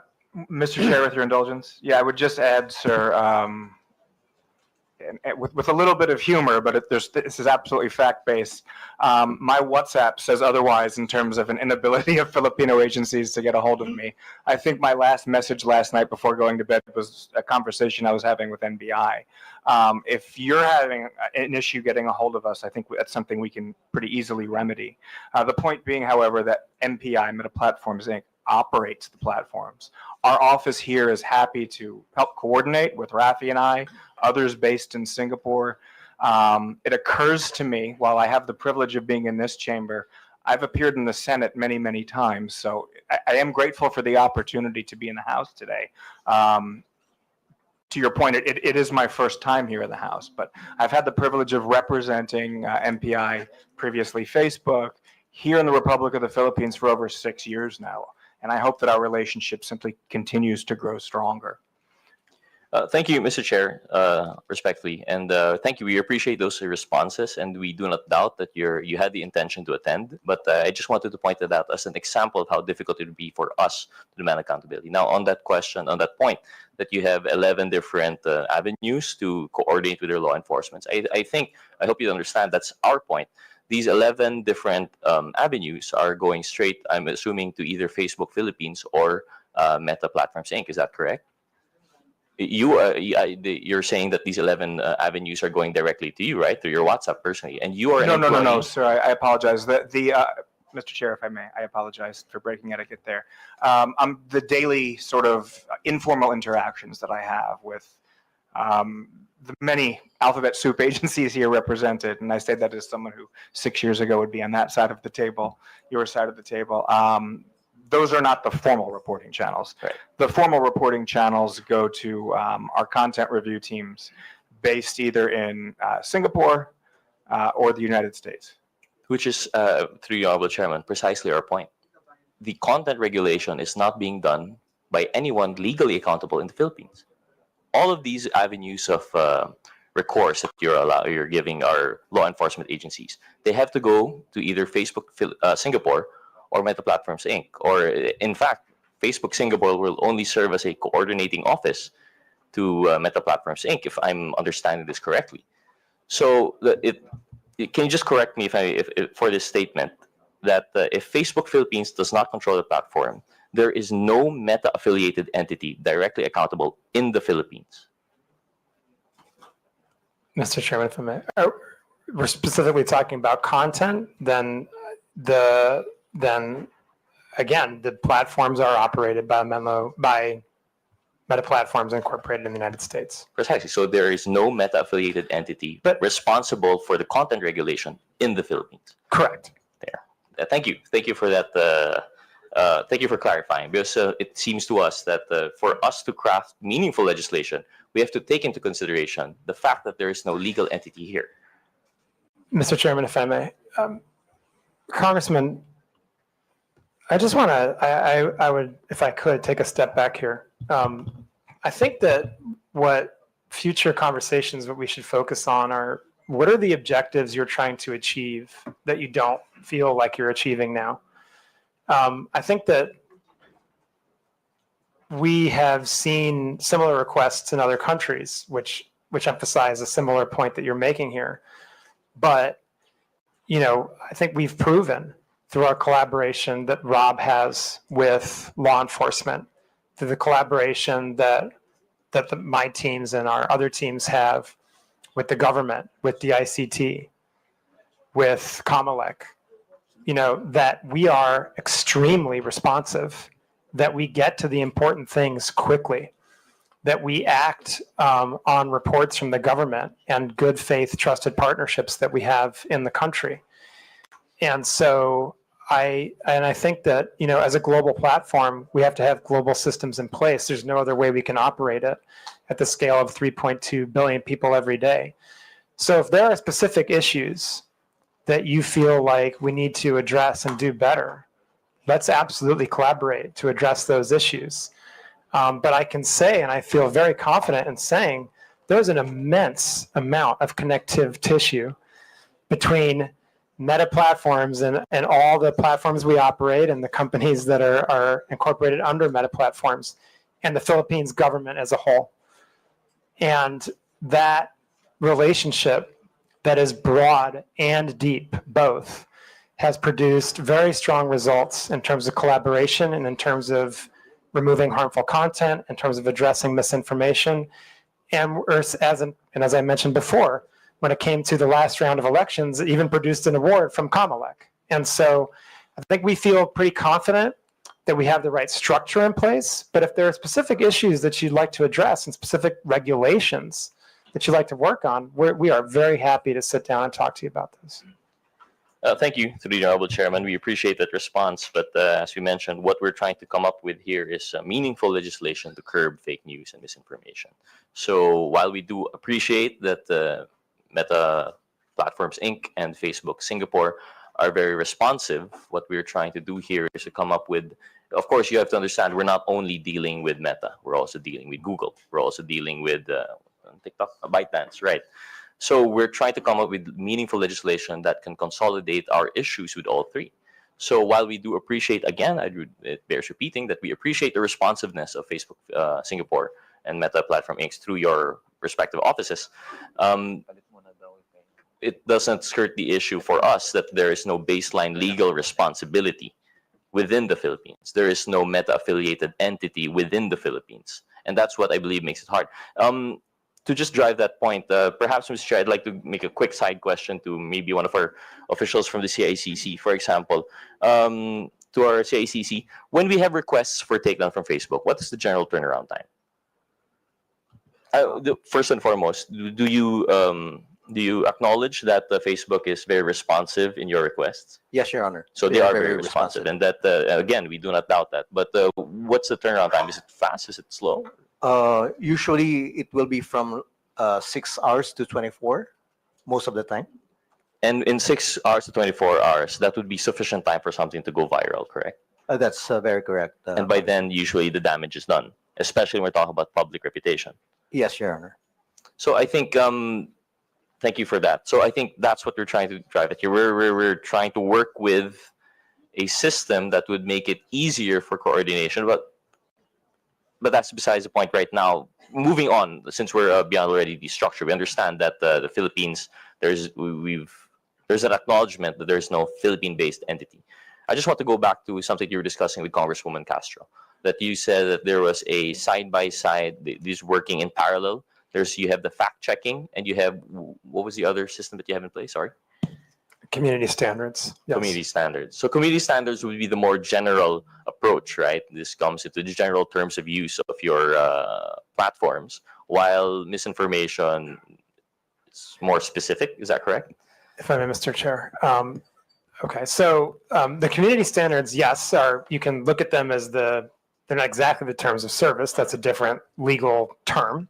But the community standards are the policies and the rules by which we moderate content on our platforms, right? They're the rules that say this is allowed on our platforms, this is not allowed on our platforms. The rules we have around misinformation are part of the community standards. I think the distinction I was trying to make with the Congresswoman earlier is that when it comes to misinformation, because we believe that it's really third parties that are the ones that are most capable and most appropriate to determine the veracity of information, there is a parallel system that we have in place, which is the third-party fact-checking system, right? And that system is in place, and those fact-checkers can proactively act even without any action on our part. They can act if we send them content that we want them to review from misinformation, but they can also act on their own if they think that there's a piece of misinformation that's going viral and could potentially cause harm. That's what I was trying to distinguish between. Whereas the other community standards violations, such as hate speech, incitement to violence, bullying and harassment, terrorism, child exploitative imagery, those community standards, those would be looked at by our content moderators, right? And who will make a determination about whether they violate the community standards or not, and therefore are removed or not. And I think Rob would like to add to that. Your point, Mr. Chair, if I may, your point is very well taken in terms of how the internet works and virality, and we've all seen how that works. The upside to that is when we have a piece of content that's violating, I'd like to just underscore once again that feeds our ability to prevent its future proliferation. So just by way of example, for something that's a very non-controversial sort of content subset, so terrorism-related content and child exploitation-related content, every piece of video or every photograph that's uploaded to Instagram or to Facebook is compared against an enormous bank of hash values, digital fingerprints, if you like. So once we identify one of those and it's added to the bank, so to speak, it can no longer be spread on our platforms. And as members as the GIFCT, the Global Internet Forum to Counter Terrorism, we share those with our partners. We don't compete when it comes to safety, we collaborate. But to your point, yes, 6 hours is enough time for something to go viral. When you're operating at a scale that we are, a little bit south of 90 million users here in the Republic of the Philippines, just on Facebook, 6 hours we think is pretty good. We would love to get it down to 30 seconds. I don't know how realistic that is, but I do want to thank Director Hesolios for the acknowledgement of the progress we've made on turnaround times. Thank you for that. Thank you for the response, and we appreciate that point. And I stand corrected. It's not just the terms of use. It's terms of use and community guidelines, which are two different things. But in general, these are the two pillars in which you would base that one part of the parallel operation in screening, and then the other misinformation would be more specific, if I understand it correctly. So in relation to that, if we're talking about response times and going back to the question of the representative process, I believe. So is there a pre-posting screening mechanism? Because, for example, what we've learned from ByteDance is that when you post a video, there's like this buffering, which isn't actually required to post their videos. But during that time, they're already screening it amongst, like you said, it's probably a digital bank of other prohibited content before it gets posted. So is that the same with Meta? Mr. Chairman, if I may. Yes, we proactively screen content. Every piece of content that's posted on our platforms is going to go through some type of automated screening. Yeah. Every piece of content will go through some type of automated screening. It does not mean that our screening is perfect, and I do want to emphasize that, right? And as I kind of pointed out previously, our accuracy rates on really clear violations are very high. If we look at our proactive removal rate on, again, issues like terrorism, child exploitative imagery, we're talking above 99%, approaching 99.9%, right? When we get down to other issues that are more nuanced, that are more contextual, that are borderline, then those proactive systems, they may flag it for a human to review, right, as a next step, because it's just kind of too difficult for a machine to make that determination, right? So the review process is complex, but it involves like many different layers. The first one very much would be an automated one as a proactive measure. Thank you for that response. So generally, the automated pre-posting screening would be very effective for those that are obviously wrong, like you have hate speech, child pornography, terrorism, and the likes. And when it comes to the nuanced parts that we have difficulty, right, which would include the point of this committee hearing, the fake news and misinformation. We understand it to be pretty difficult, and that's where, if I understand correctly, that's where the fact checkers come in. In addition to that, we came across a piece of news that Meta was actually dropping fact checkers in favor of something, I think it was community notes mechanism. Is that correct, or is that not being rolled out globally? Mr. Chairman, so just one thing I want to point out. In the list of violations, you mentioned hate speech. Hate speech sometimes can be obvious, but other times it cannot. And so that one's a little more nuanced than terrorism, for example, right? Okay, yes, turning to our global fact-checking program. As of, I believe, yesterday, if I'm not mistaken, in the United States only, we have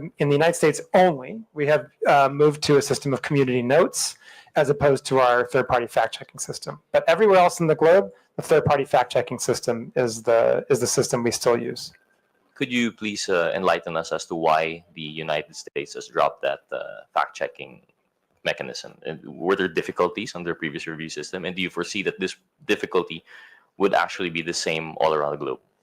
Mr. Chairman, if I may. Congressman, the fact-checking system in the United States, I think what the determination by our global leadership was that we saw that it had become in some way politicized, and that they believed that there was the potential to improve on that system using the community notes system, right? Which companies like X have already developed and implemented for quite some time, which relies on many, many, many more users and many, many more diverse points of view to determine whether content is false in some way. And that system has now been implemented in the United States only. As of now, there's no plan to change that globally, but I think that I would just always say that whether it's our fact-checking system, whether it's our generative AI products, whether it's the user experience in some way, we're always looking to improve everything we do. We're always looking at innovation. And so, the community notes that are now rolling out in the United States, we're obviously going to be looking at, are they effective? Do they make sense? And testing like the capabilities there. But as of now, and there's no plan to change the system other than in the United States. I still have quite a few. I have a lot of questions actually, but I understand that there's a time constraint for our resource person, so I'll just stick to one or two questions to conclude. Just based on that point, I'll leave the others out.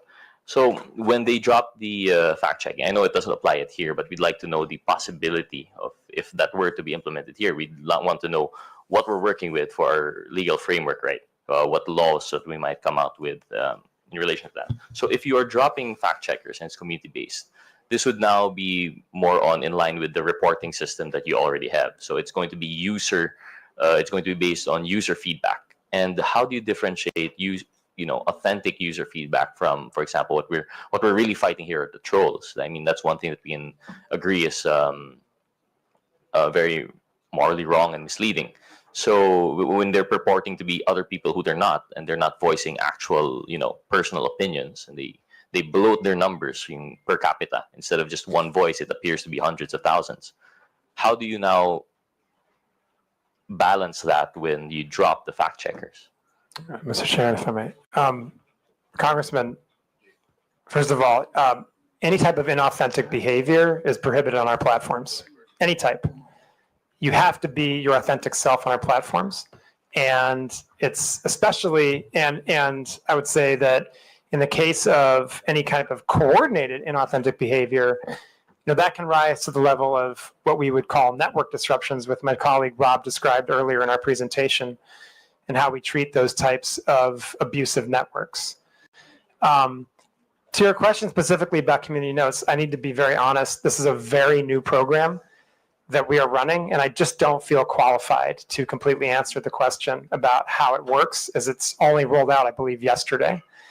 I feel very qualified to answer a lot of other questions about these issues, but on that one, I think we just have to come back to the committee. If you have specific questions, I think that the chairman and the committee are putting together a list of follow-up questions, and we'll be happy to try to address that one as well.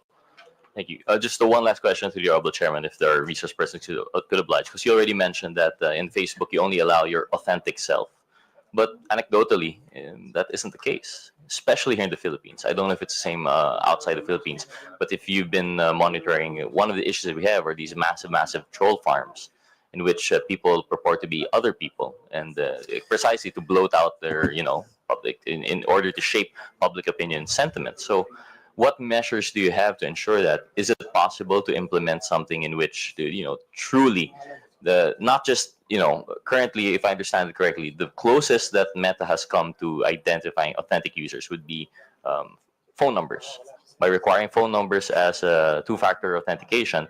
Ideally it's 1:1, but we've passed the SIM registration bill. It's now a law. It hasn't curbed the number of SIM cards being registered to, being used by one person but registering other persons. So how do we go about it? I see Mr. Abrams doesn't agree, and I agree. It isn't the best way, but from my understanding, SIM registry, the phone numbers was being used by Meta to sort of validate whether a person is not. You have verified accounts in which you require them to submit IDs, but not everyone's verified. So what steps is Meta taking? What steps could they take to curb these inauthentic users?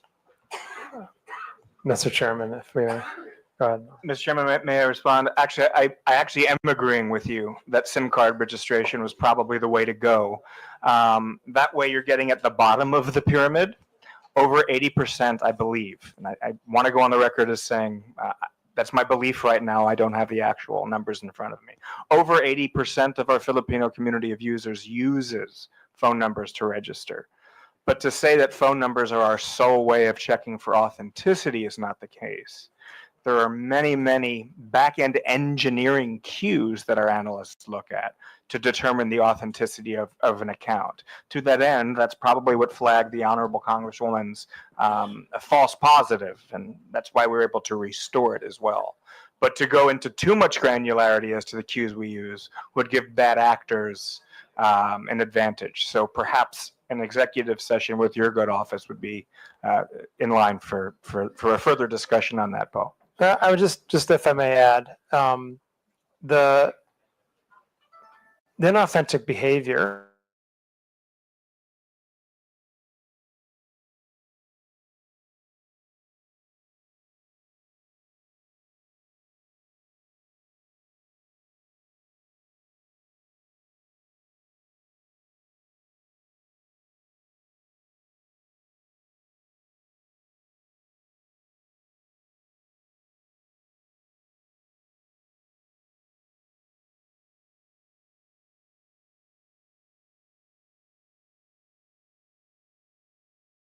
billion accounts in the last transparency report for inauthentic behavior. And so again, we can get you the exact numbers there. We report those transparently. But what I would also just emphasize, and I think this is really important because I get your question is about troll farms. So I just want to address that head on. We would view that type of behavior, generally speaking, under our coordinated inauthentic behavior policy, which prohibits exactly what that sounds like. Any kind of coordination by people not being honest about who they are for the purposes of spreading misinformation, right? And we have very stringent policies on that, where not only if we find someone engaged in that kind of behavior, we don't just take down that account. We do what we call fan outs, and we investigate what other accounts that account is coordinating with. And that is what leads us to undertake much larger network disruptions of accounts that are coordinating in abusive behavior on our platform. We've undertaken, I believe, 9 different types of those actions in Philippines over the last, since 2017 or 2018, I think the numbers are. Again, these are all public. We can get them to you. And I think it's really important to point out, this is where our relationship with law enforcement really comes into play. A lot of those come from leads that we act on from law enforcement. And the intel sharing goes both ways. And so I would emphasize to you, I'd continue to emphasize to law enforcement, although they already know this, and other members of this committee, if you have reason to believe that there are accounts that are engaged in that kind of behavior on our platforms, please do send them to us. And we will do everything we can to investigate to see whether they are engaged in that kind of coordinated abusive behavior. Thank you. Thank you to the Honorable Chairman. Actually, if you had the time and you stuck around with us, I think you'd see through our other resource persons in questioning later on that it is, while we do appreciate that you have the guidelines and the protocols in place, it doesn't seem to be all that effective. I understand the scale that you're operating, perhaps it's very difficult, but at least in the situation here in the Philippines, you'd see later on that it's very difficult. But I understand with the time constraint, I actually still have more questions, but given that we wouldn't want you to miss your flight, so I'll be yielding to the next interpolator. I'd like to thank Dr. Frankel and Mr. Abrams for their time today. Thank you very much, Mr. Chair. The last interpreter on the Meta issue, Honorable Romeo Acop, you have the floor. Thank you, Mr. Chair. Before I proceed, Mr. Chair, I'd like to briefly manifest that the absence of a clearly accountable and empowered Meta entity here in the Philippines is a crucial issue. And I hope the Meta people would agree with that. As we have heard, Facebook Philippines does not control the platform, nor does it handle content regulation or policy enforcement. This makes it difficult for Filipinos to seek timely and effective recourse when harm occurs online. That is why we are exploring the idea of requiring accreditation or registration for social media platforms operating in this country to ensure that there is a readily accessible, responsible point of contact that understands and complies with our laws. It's a matter of accountability, Mr. Chair, not just for regulation, but for the protection of the Filipino people. And may I proceed, Mr. Chair? I'll touch on accountability, which was a little bit touched by the Honorable Gutierrez. May I ask, Meta, are you aware of the number of Filipinos who use Facebook and Instagram? Are you aware of the number? Mr. Chairman, if I may. Congressman, I assume you're referring to here in the Philippines or globally? Philippines. Yes, I think the last numbers that we've reported were over 90 million. 90 million. Over 90 million. Okay. And would you agree that you have a responsibility to these users to keep the space you provide them free and open? You have that responsibility, would you agree? Sorry, do we have the responsibility to keep our platforms free and open? Yes. Sir? I think we have the responsibility to do the best we can to balance the rights of Filipino people to free expression, but also the rights of people to have a safe space on our platforms. I believe that's what you're getting at. Yes. And because of such, the posting of false information and misleading news, the content that harms not only the subjects of the questionable post, but also the public trust in state institutions should not be tolerated. Would you agree with that also? Mr. Chairman, if I may. Well, the answer is yes or no. I think, Congressman, Would you agree with that? Congressman, when I want to answer this question carefully. May I know why you are going to answer it carefully? Sir, yes, absolutely, sir. I want to say that when we come to topics like misinformation, there are different interpretations of that. And this is why we rely on third-party fact checkers to be the authoritative sources of what is true or false and to make those determinations so that we, as a neutral platform and one that is committed to providing, again, the best we can do to balance freedom of expression and safety, are not the ones making the determination about what is true and false. So I believe that we have the proper system in place where we rely on third-party fact checkers that are internationally certified to be the authoritative sources on what constitutes misinformation. And from that point, we have the responsibility to act on the findings that those third-party fact checkers provide to us. And if they provide us the finding that that's false, then we do have the responsibility, and it is in our community standards, to make sure we've reduced that distribution of the content and properly labeled it. So anyone seeing that content knows that they are viewing something that is false and that they can access the authoritative source of information so that they can understand what the real situation is. And I think that that's the way that we do our best to make that proper balance of providing freedom of expression, but also safety for the people of the Philippines and indeed our global community. And again, I just want to emphasize, even then we will go as far as to removing misinformation if it's clearly false and can lead to physical violence or violates elections law, right? In those cases, we will remove it. And I think that that's the best that's the best system we've had over many years of dealing with these issues around the world, to kind of balancing to the best that we can those dueling objectives of freedom of expression and safety. Thank you, Doctor. But my question was very simple: whether the posting of false information or misleading news content that harms not only the subjects of the questionable post should not be tolerated. It's answerable by yes or no. Should this not be tolerated by platforms?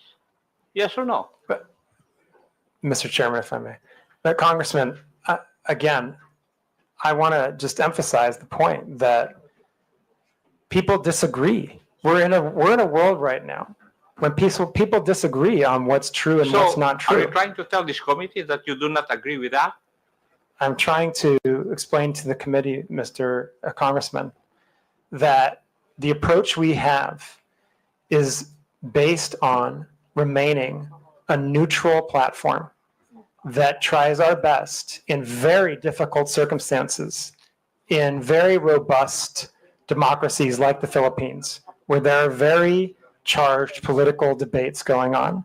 We do our best to balance freedom of expression on the one hand and safety on the other, and that our view on the best way to do that is to rely on third parties to make the determination when it comes to true or false or somewhere in between. And we think that that's the best way forward. And Mr.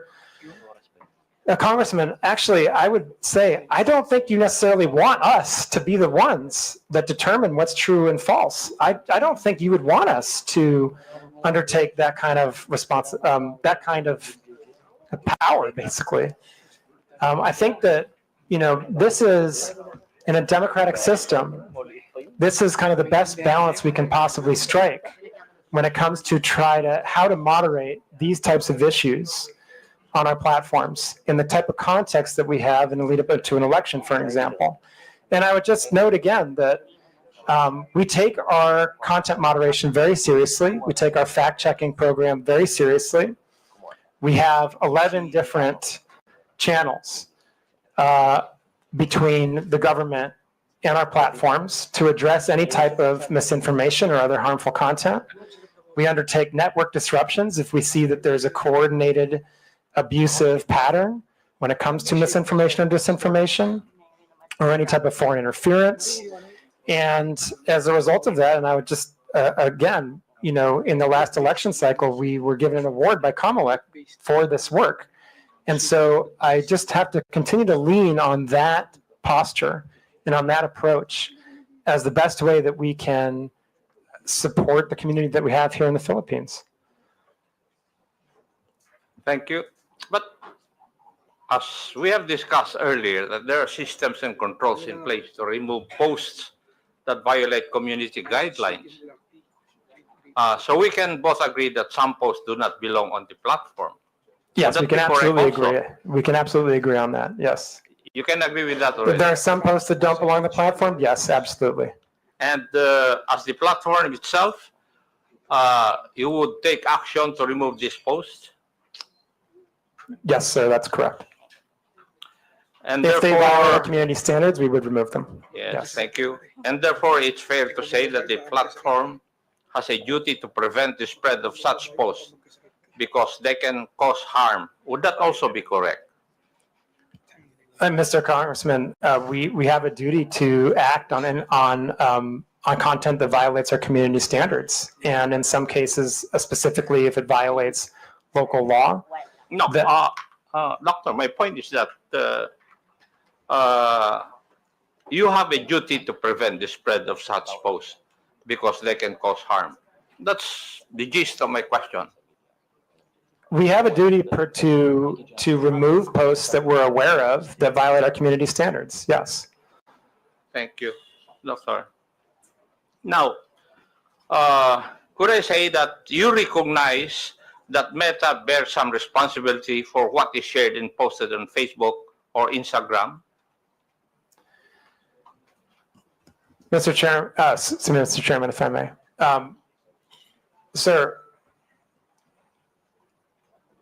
every individual user bears the ultimate responsibility for what he or she posts on our platforms. I think that it's important to underline that That's point. a given. That's a given. Okay. Now, Right. what So I'm asking is whether Meta bears some responsibility for what is shared and posted on Facebook and Instagram. That's So- my question. Yeah. So what I would say is we absolutely. Do you? Sir, if I may, we very much believe that we have a responsibility to provide a safe platform for our users around the world, including in Philippines. That's your obligation.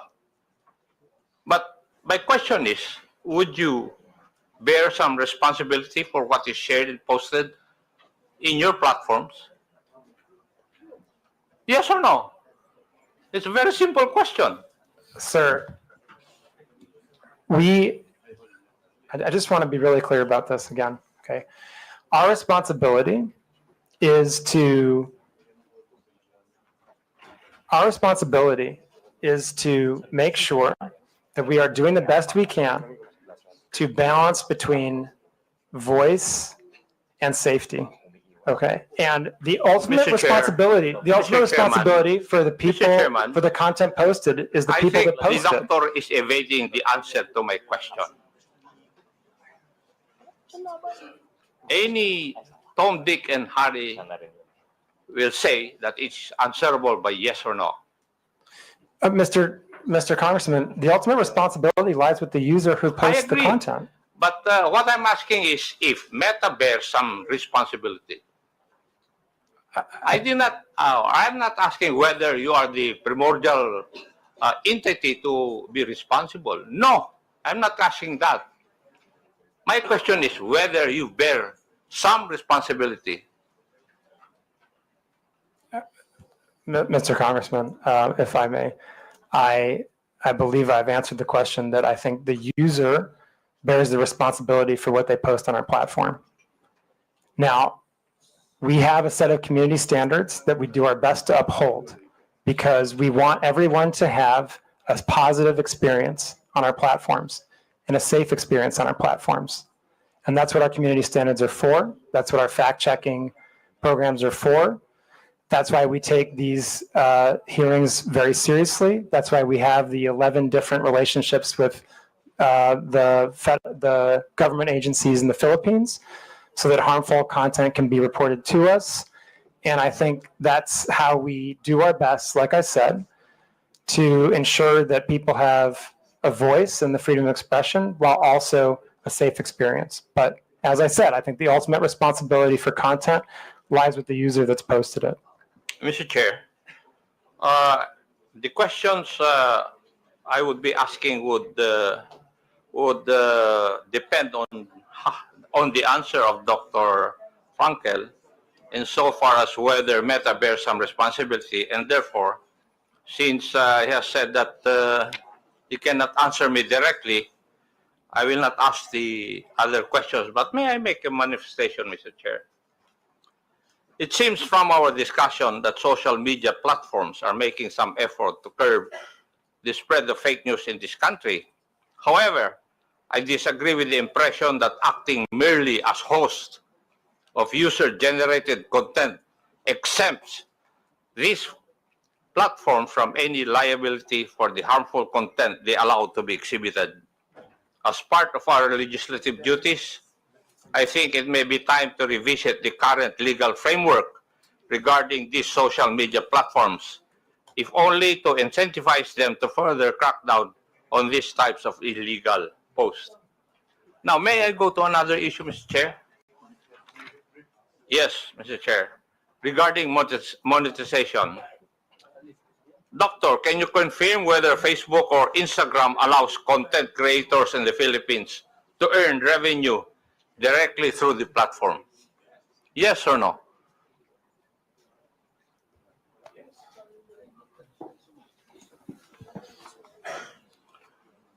Congressman, I believe the answer is yes, but I want to make sure to check on that. I believe we have content creators that can monetize on our platform in the Philippines, yes. Thank you. And would this mean that Facebook directly pays users upon fulfillment of certain requirements and upon reaching specific targets? Would that be correct also? I'm not familiar exactly with the modality of payment, but again, I believe, yes, we do provide content creators with the ability to monetize here. Thank you. And what are the means of earning through the Meta platforms, Facebook and Instagram?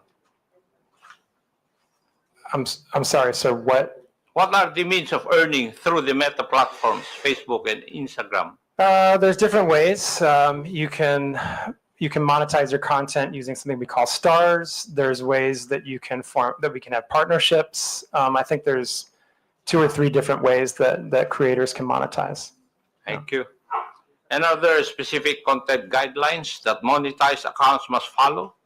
And Yes, if so, absolutely. how are these enforced in our country or in the Philippines? Yes. Yes. Yes.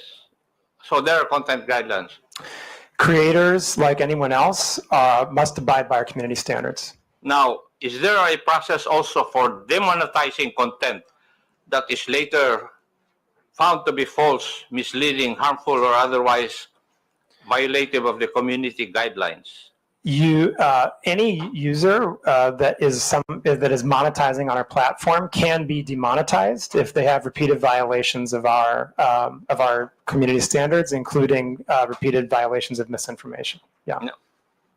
Can you describe to this committee the revenue sharing model?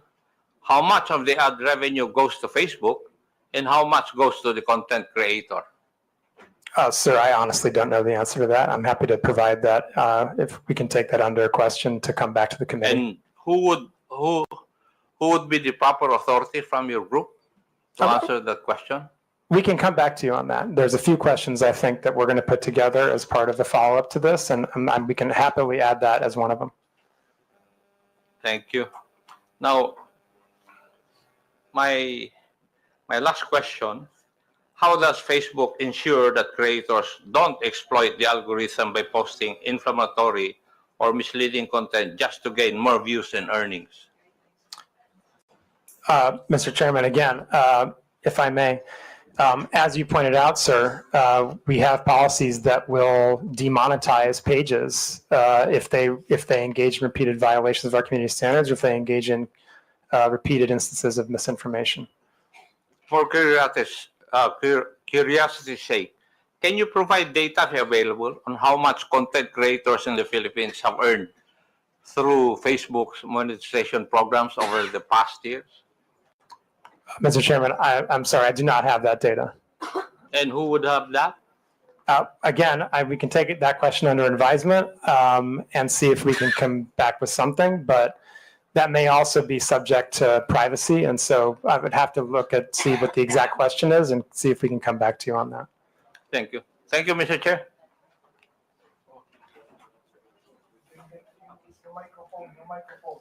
Pakipatay. Thank you.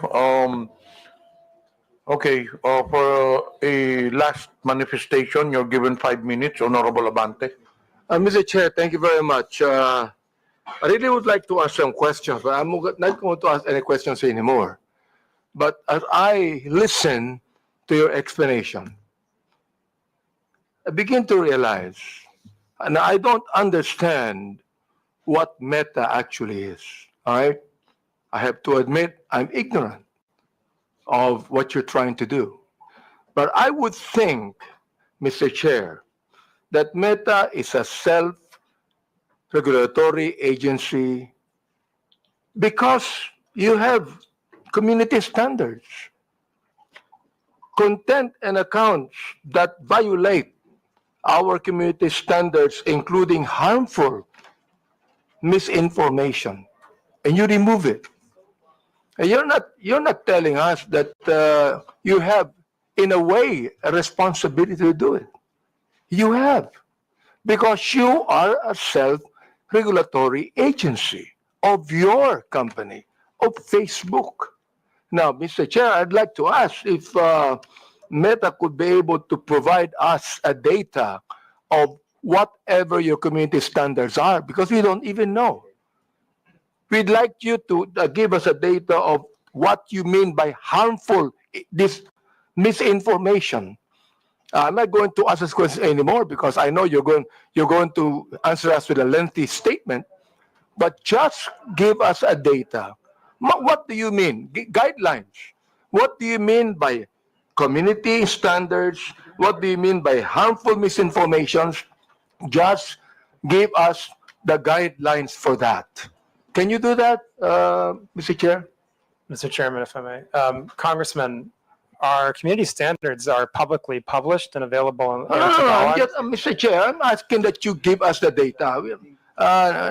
Not being able to see it on public. We would like to ask you to give us the data. Anyway, Give us the guidelines for your community standards. there are many requests as per interpellation from the different congressmen. So we will incorporate all these requests, requesting data. Thank you. Including your Guidelines. request regarding the community's standard guidelines. There was a request also from Arlene Brosas. So we will incorporate this on our official communication, and hopefully you'll also to give us the feedback. Just one thing, Mr. Chair. Comparing the Philippines to different countries, do we have more misinformation here and violation of community standards? Do we have more of that than any country in the world? Do we have more? Mr. Chairman, if I may. Congressman, I think that I would have to go back and look at the statistics, but we publish our transparency report on community standards enforcement every 6 months. And our fact checks, again, are also very transparent. That information is publicly available, as is our community standards. All the information that you've just requested is publicly available information. So, Rob, Thank if you you. want to add Thank anything. you. You're asking, with your indulgence, Mr. Chairman, you're asking obviously Congressman Abante a very important set of questions. The first thing I would say is just to reiterate, our community standards are readily available online. Number two, they're iterative. So in our consultations with your government and many others, they're revised with a lot of regularity. A lot of what we do is self-regulation, to be fair. But here in the Philippines, sir, if I may, we not only consulted with, we agreed to lots of legislation that has placed on us turnaround time burdens when it comes to certain types of harmful content, data disclosure burdens, not burdens, but obligations that we've agreed to. We're beating turnaround times. We are largely compliant with data requests. I would hope, and I wouldn't dare speak for the law enforcement community here, but I would hope that they would agree that we are amongst, if not the most forward-leaning when it comes to protecting our Filipino community of users. And I absolutely think I understand that we're in the middle of an election cycle. Things are heated here at the moment, but that does not distract me or my team from our constant everyday work in battling off-platform harm for our users. And not everything we do is self-regulating. We do a lot to follow local law. And reasonable people like myself in your good office, we're going to have disagreements along the way. I think the point is to keep these dialogues open. So with that, I do want to genuinely thank Congress for allowing us to be here today. Maraming salamat po. Thank you for that. Yeah, I would just emphasize, Mr. Chairman, we heard a lot of questions today, and very good questions, very fair questions. I hope that the answers we provided in the presentation were educational, informational, and I hope that we demonstrated, as Rob just pointed out, the very strong collaboration we've had with many different parts of the government, different administrations, Congress, on developing regulation and laws, implementing them, living up to our legal obligations here in Philippines, and again, being a platform that is a positive social net good for Philippines, because it helps people build their businesses. It helps the economy grow. It helps people connect to their loved ones for free. It helps people learn about the world and gain new skills. And of course, with the election coming, we're absolutely determined to protect the integrity of the election on our platforms. And I hope that we can have more of these conversations. Congressman, we're very happy to sit down and collaborate on additional regulation if you feel it's necessary. There's a number of different examples of how we've worked with Congress over the years. Most recently, for example, on the Internet Transactions Act. There's also the digital VAT. I mean, these are just two very recent examples of collaborations we've had on law and regulation here in the Philippines with Congress and with the administration, and absolutely happy to continue that. And I do hope, as Rob said, that our responsiveness to the government and Filipino community's concerns has come out clearly today, and we remain very determined to be a great partner to the people, businesses, and the government of Philippines in the future. And thank you so much for the opportunity, Mr. Chairman, to present this today and to speak to the committee and the people of the Philippines. Mr. Chair, thank you for your statement, Dr. Frankel and Mr. Abrams. This is the very reason why we have this hearing, so we could be able to craft laws about what is happening right now. I'm so glad you said that you be compliant to every legal thing we have in this country. And thank you very much for that. And Mr. Chair, I'd like to assure Dr. Frankel that Mr. Abrams that we will, in my own capacity, talk to you about many of these things. Thank you very much. Actually, we still have many questions to Meta, but unfortunately, because of time constraints, we cannot do so. So in behalf of the committee, Dr. Frankel, Mr. Abrams, would like to thank you for attending the hearing. You are now excused. It's already 1 p.m. You go direct to the airport. You might miss your flight. Thank you very much. Thank you, Mr. Chairman. Thank you, Salamat committee. po. The chair acknowledges the presence of Senior Deputy Speaker Aurelio Dong Gonzales, Honorable Ernesto Junicio Jr., and present online, Honorable Arjo Ataide, Honorable Jonathan Flores.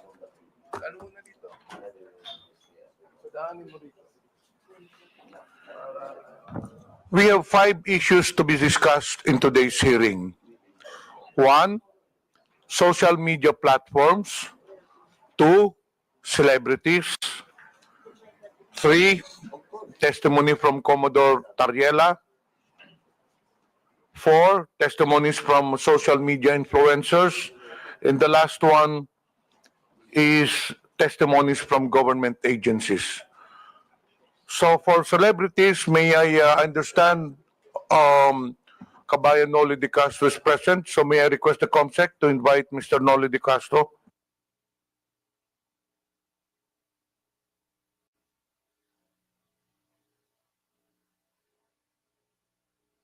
COMSEC, pwedeng maimbita natin si Mr. Noli de Castro so that we will have an orderly hearing and a smooth flow of discussion. We will tackle the issues as mentioned earlier by the chair one by one.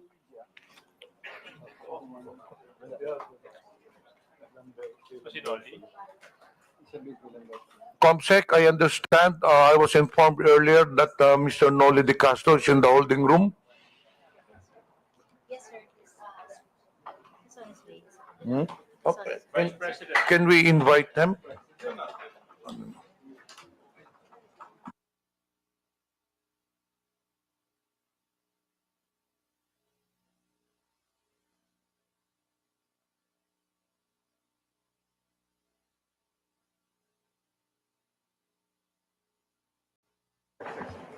COMSEC, paki-escort lang sa upuan si Mr. Noli de Castro.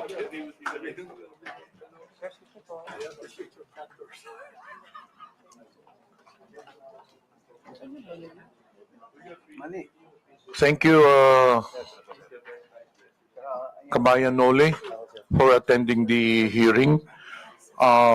We will give you an opportunity if you would like to make an opening statement.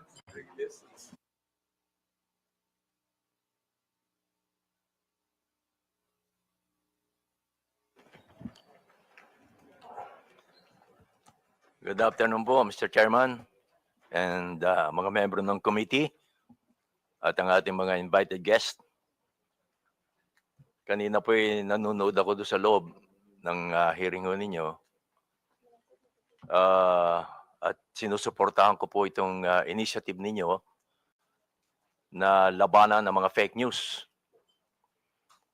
Kasama ho kami dyan. Yung mga misinformation at saka disinformation. Kasama na rito po ang deepfake. Naging biktima rin ho ako niyan. Marami sa aming mga broadcaster. Bunso din po ng Gen AI at ang iba pa mga advanced technology po ngayon. Hindi natin mapipigilan ho yan. Kanina, I'm sorry, hindi ninyo napag-usapan sa Meta yung advance ng technology. Kasi hindi ho talaga mapipigilan. Yung pinsala na dulot nito ay hindi lamang po sa aming mga personalidad and even to you, Congressman, kundi pa sa pangkalatan sa publiko na nakababasa, nakakita at nakakapanood po nito. Kailangan ng sabayang pagkilos para sa education ng publiko at sa aming media practitioners para mamulato ang mas nakararami tungkol sa masamang epekto ng fake news sa ating bansa at sa demokrasya. Kami ho sa media ay alam ko malaki rin ang responsibility sapagkat mas mabilis kaming ma-check ang mga fake news. At the same time, ma-check agad namin ang fake news. Although sana po ay naka-ready din ang mga government agencies na sagutin yung mga lumalabas na fake news. Especially sa mga congressman din po. Thank you. Thank you po. Thank you, Mr. Noli De Castro. As per our House rules po, all resource persons will have to take their oath. So, can you please rise? Comsec, please administer the oath. Comsec, please administer the oath. Please raise your right hand, sir. Do you swear to tell the truth, the whole truth, and nothing but the truth in this inquiry? Before we proceed with Thank you. interpellation, the chair acknowledges Honorable Geraldine Roman. The first to interpellate, Representative Kunghon, you have the floor. Thank you, Mr. Chair. Magandang hapon po, former Vice President Noli De Yes po. Castro. Good afternoon po. Gaya nga po ng sabi ng ating chairman, ni Kong Johnny Pimentel, ang peking balita ay walang sinasanto. Lahat nabibiktima, lahat pwedeng maapektuhan. At bilang public personalities, isa sa madalas na nagiging biktima ng fake news ay ating mga local celebrities at sikat na media personnel. Mula sa peking iskandalo hanggang sa maling impormasyon, lagi silang nadadamay ng di makatarong paghuhusga. Dahil dito, may inimbita tayong mga ilang sikat na media personality para magpahayag ng kanilang karanasan bilang nabibiktima ng fake news. Mr. Vice President, I think it's fair to say na madalas po kayong nagiging subject ng fake news. Tama po ba? Opo. At dahil din po dito, nagkaroon po kayo ng pampublikong hinaing regarding sa mga fake news. Lalong-lalo na nung nakaraang linggo. Tama po ba? Opo, opo. At base sa preliminary research na isinagawa po natin, isa sa mga peking balita na kumakalat tungkol sa iyo ay ang nausong quote card na pagkatapos na pagka-aresto ng dating Presidente Rodrigo Duterte, kung saan sinabi mo daw na the former President Rodrigo Duterte, Tatay Digong, did not start the war to kill. He started, nasa ano po yan, meron po tayong, pwede po bang pakilabas? Yan po ba? Tama po ba, ito yung isa sa mga code card na bigay po sa inyong kaalaman na peke na sinabi niyo raw po ba? Sinabi niyo raw po, tama po ba? Medyo hindi yata ho masyadong malinaw ho ito, Mr. Chairman, tungkol dito. Ang nakalagay po doon, sir, is former President Rodrigo Duterte did not start the war to kill. Okay. He started to save lives. He gave drug addicts a chance to change, to surrender, to choose a better life. But many refused. They kept using, kept selling, kept killing innocent people. So what a leader should do, let criminals destroy families or take actions to stop them. One addict lost is tragic, but thousands of innocent lives saved, that is justice. Duterte made the street safe. Yan po yung mga nakalagay sa quote card na na-attribute po sa inyo. Opo. Pero hindi ho lahat totoo eh. Kaya kami ho, fortunately, kami sa media, sa mga broadcaster, nakokorek kaagad ho namin on the air. On the air. Once na lumabas yung fake news, nakokorek kaagad namin. In my case, meron po akong IG na ginagawang ko kaagad doon ng word na malaki na in bold letter na fake. Tapos nakikiusap po ako sa aking mga kaibigan na may Facebook din, may IG, another form na ipakalat naman nila na yung lumabas na ba na news item ay fake. Yun ang mga ginagawa ko para mabilis na nakakakalat yung information na that item ay fake. Thank you, Mr. Vice President. Mr. Vice President, nakikita niyo po ba yung nakalagay sa screen natin ngayon? Opo. Ito po ay galing kay ito po ay pinost, no? Ni JM, di ko alam kung paano i-pronounce itong Almine o Almine. Oh. Almine. Ayan, JM Almine. Nakalagay po dito, sabi niyo raw po na di ko binoto si PRRD dahil gustong-gusto ko talaga si VP Lenny. Aha. Familiar po ba kayo sa napabalita ang sinabi niyo daw po? Opo. Alam ko ho, fake ito. Kaya gumawa kaagad ho ako ng version ko at nilagyan ko ng in bold letter na fake. Mr. Vice President, kilala niyo po ba si JM Almine? Hindi po. Hindi ko po siya kilala. Sinubukan niyo po bang kilalanin kung sino yung nag-post nito? Hindi na po dahil baka mamaya hindi tunay na tao ito eh. Uso ho ngayon yun. Ano po ang naging reaksyon niyo nung nakita niyo yung post na ito? Well, sanay na ho ako sa mga lumalabas na ganito eh. So ang first reaction ko ay gumawa ng paraan para may pakalat ko na fake nga ito. Lagyan ng bold letter na fake. Kuminsan no, ginagawa ko pa ay naka-flash yung fake. At makiusap sa mga kakilala ko na may mga Facebook, IG at iba pa, na ipakalat din nila para marami po makabasa. Nung nakita niyo po ito, ano po yung personal na naramdaman ninyo? Dahil karamihan po sa nakabasa nito, naniniwala na sinabi niyo raw po ito. Well, of course, ang iba maniniwala ho, lalo na kung hindi ako kilala.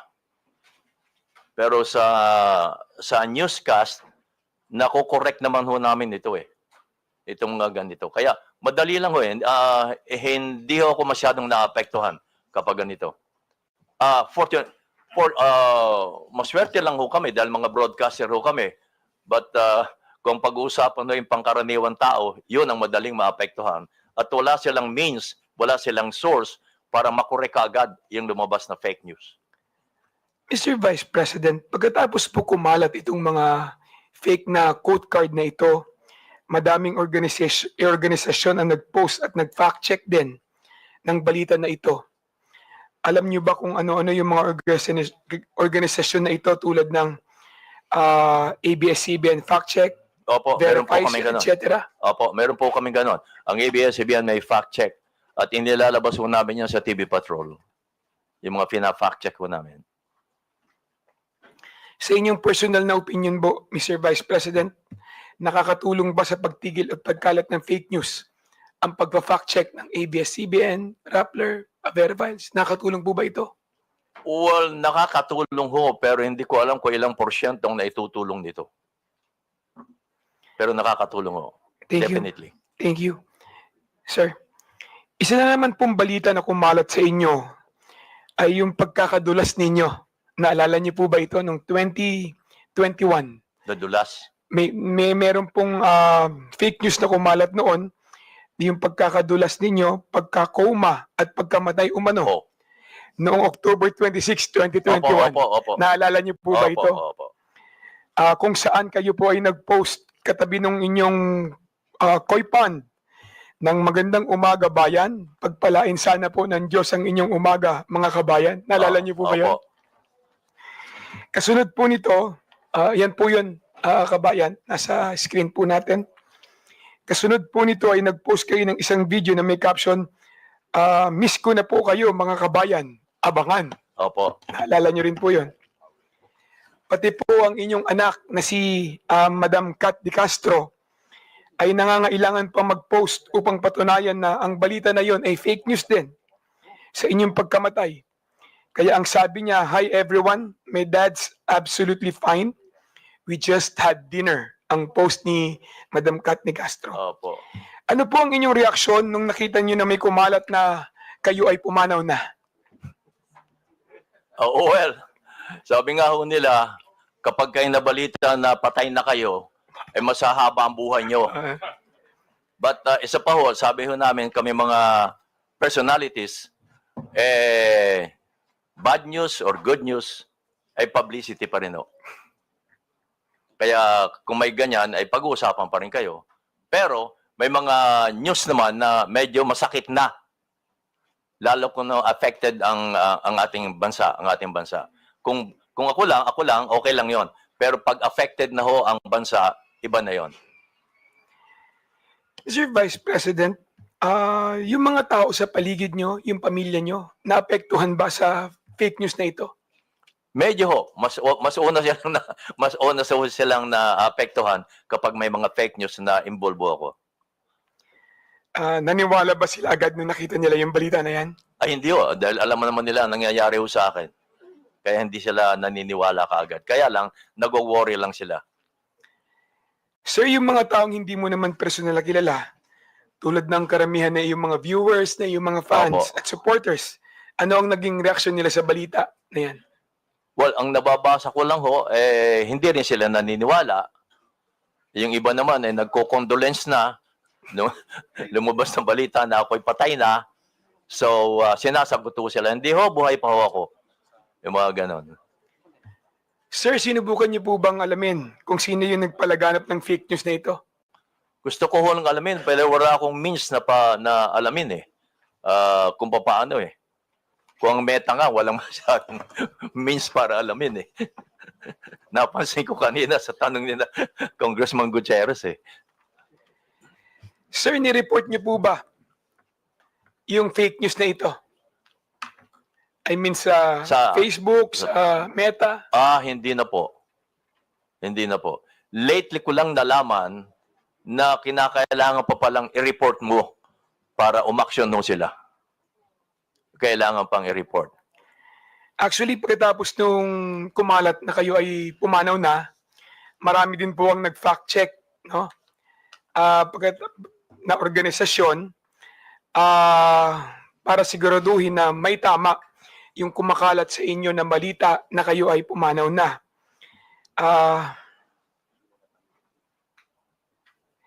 Paano naman po yung mga social media website, no, Mr. Vice President, kung saan kumalat yung mga post na ito? May mga gumawa ba sila na paraan para matigil o matulungan kayo para i-correct, no, yung mga ganitong klaseng fake news? Meron po bang mga tumulong na mga website? May mga tumulong po bang mga individual para kayo'y matulungan na pagsawata itong mga fake news na kumakalat sa inyo? Again, may means ho kami para maharang kaagad yung mga fake news na yan because nakikita nila ako sa television na nagbabalita pa rin ng live. So that means yun ang patunay na hey, buhay pa pala si kabayan eh. Nagbabalita pa ng live. Yun ang sinasabi ko na kami ay maswerte pa ng katulad namin personality. But ang kawawa ay yung walang means para maharang kaagad nila mga fake news na lumalabas against them.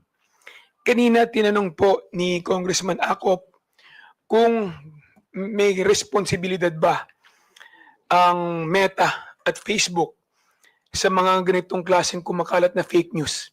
Tingin niyo po ba, kabayan, merong responsibilidad ang Facebook at Meta sa mga ganitong klaseng fake news na lumalabas at nakakaapekto, lalong-lalo na sa buhay ng mamamayan? Opo, naniniwala po ako doon. At naniniwala din akong negosyo ito eh.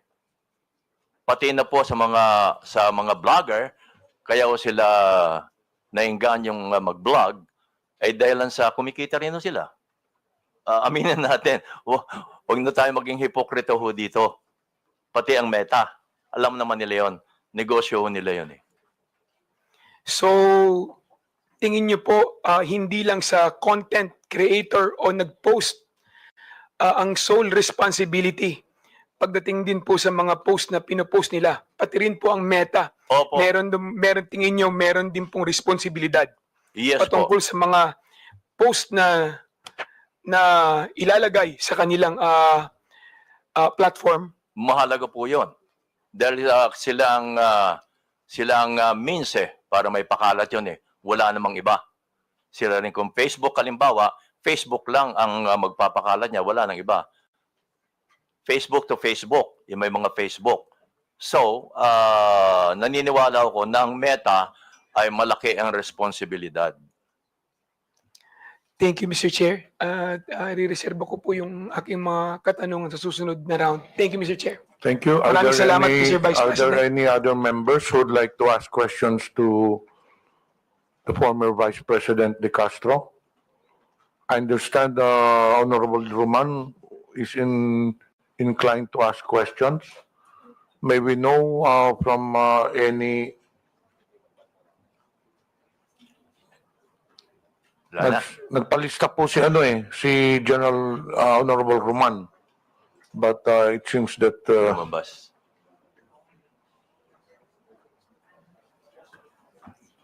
Ayan. dito po. So the next interpolator is Congresswoman General Din Roman.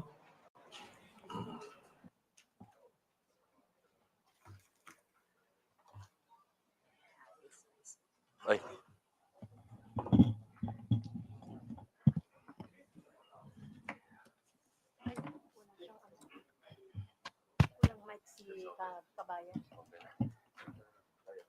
Hindi ko naman kayo. Magandang hapon po, Mr. Chair, ang aking mga kasamahan sa Kongreso at ang ating mga resource person. Today, we are celebrating the fourth Tricom meeting, whose aim is to eventually eradicate fake news by means of state regulation. What have we established in these past 4 meetings? What has become obvious to all of us is that the different social media platforms lack a uniform regulation that would require them to, number one, establish a legal entity in our country. Ito po yung kadahilanan kung bakit ang ilang social media platforms po natin ay walang physical presence sa ating bansa. Wala rin po tayong isang regulation kung saan nasasaad na ang kanilang perang kinikita ay dinedeclare o binabayaran ng corresponding tax.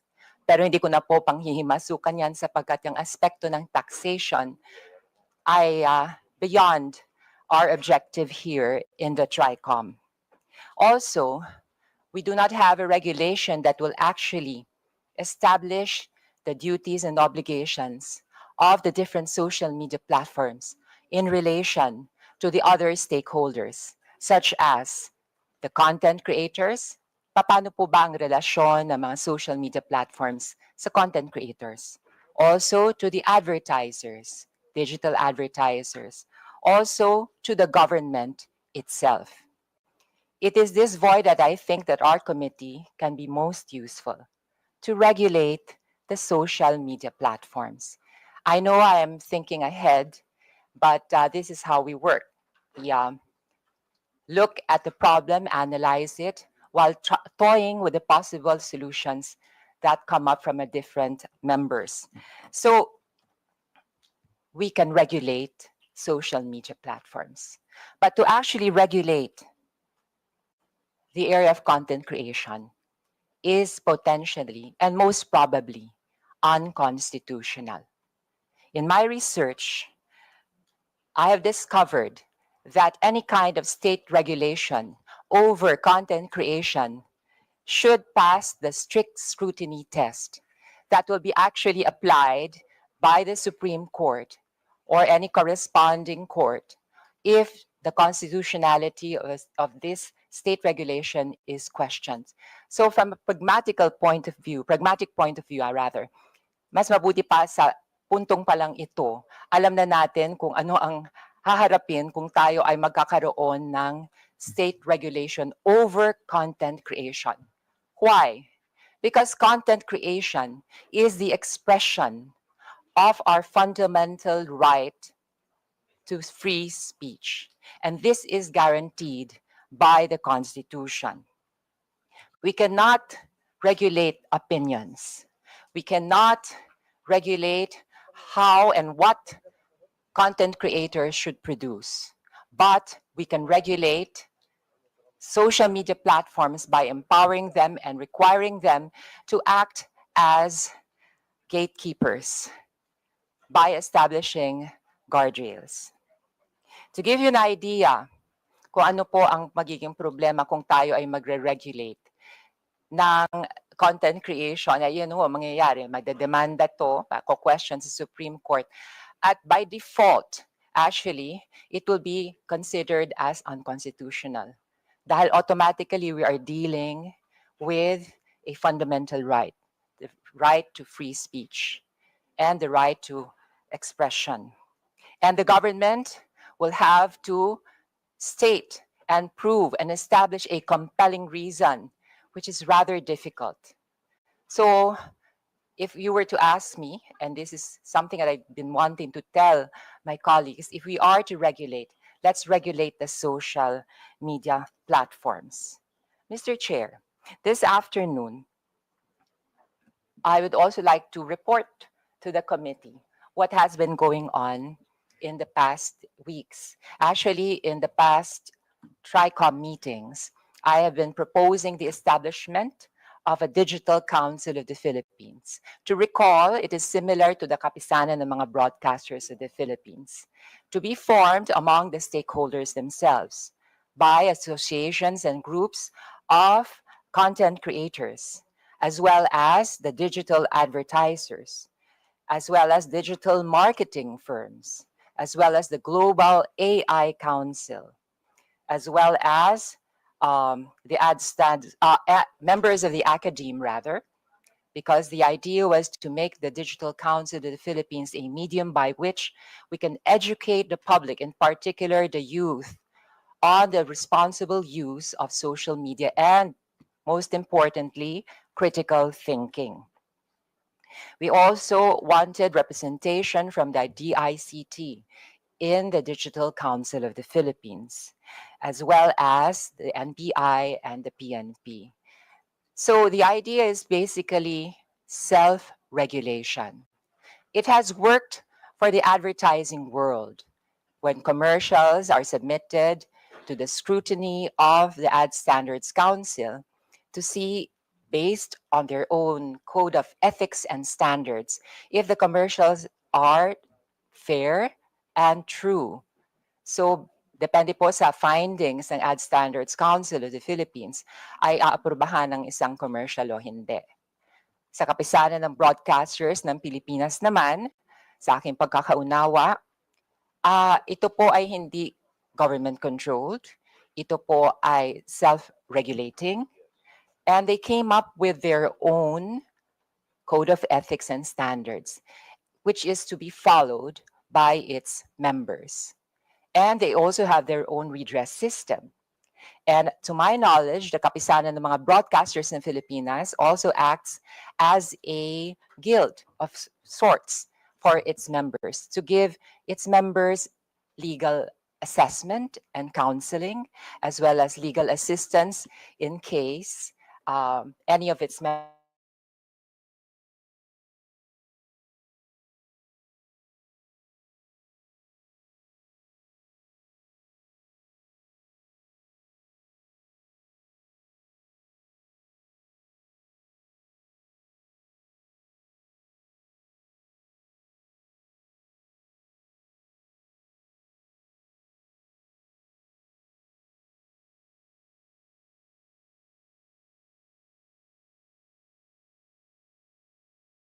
I have met with the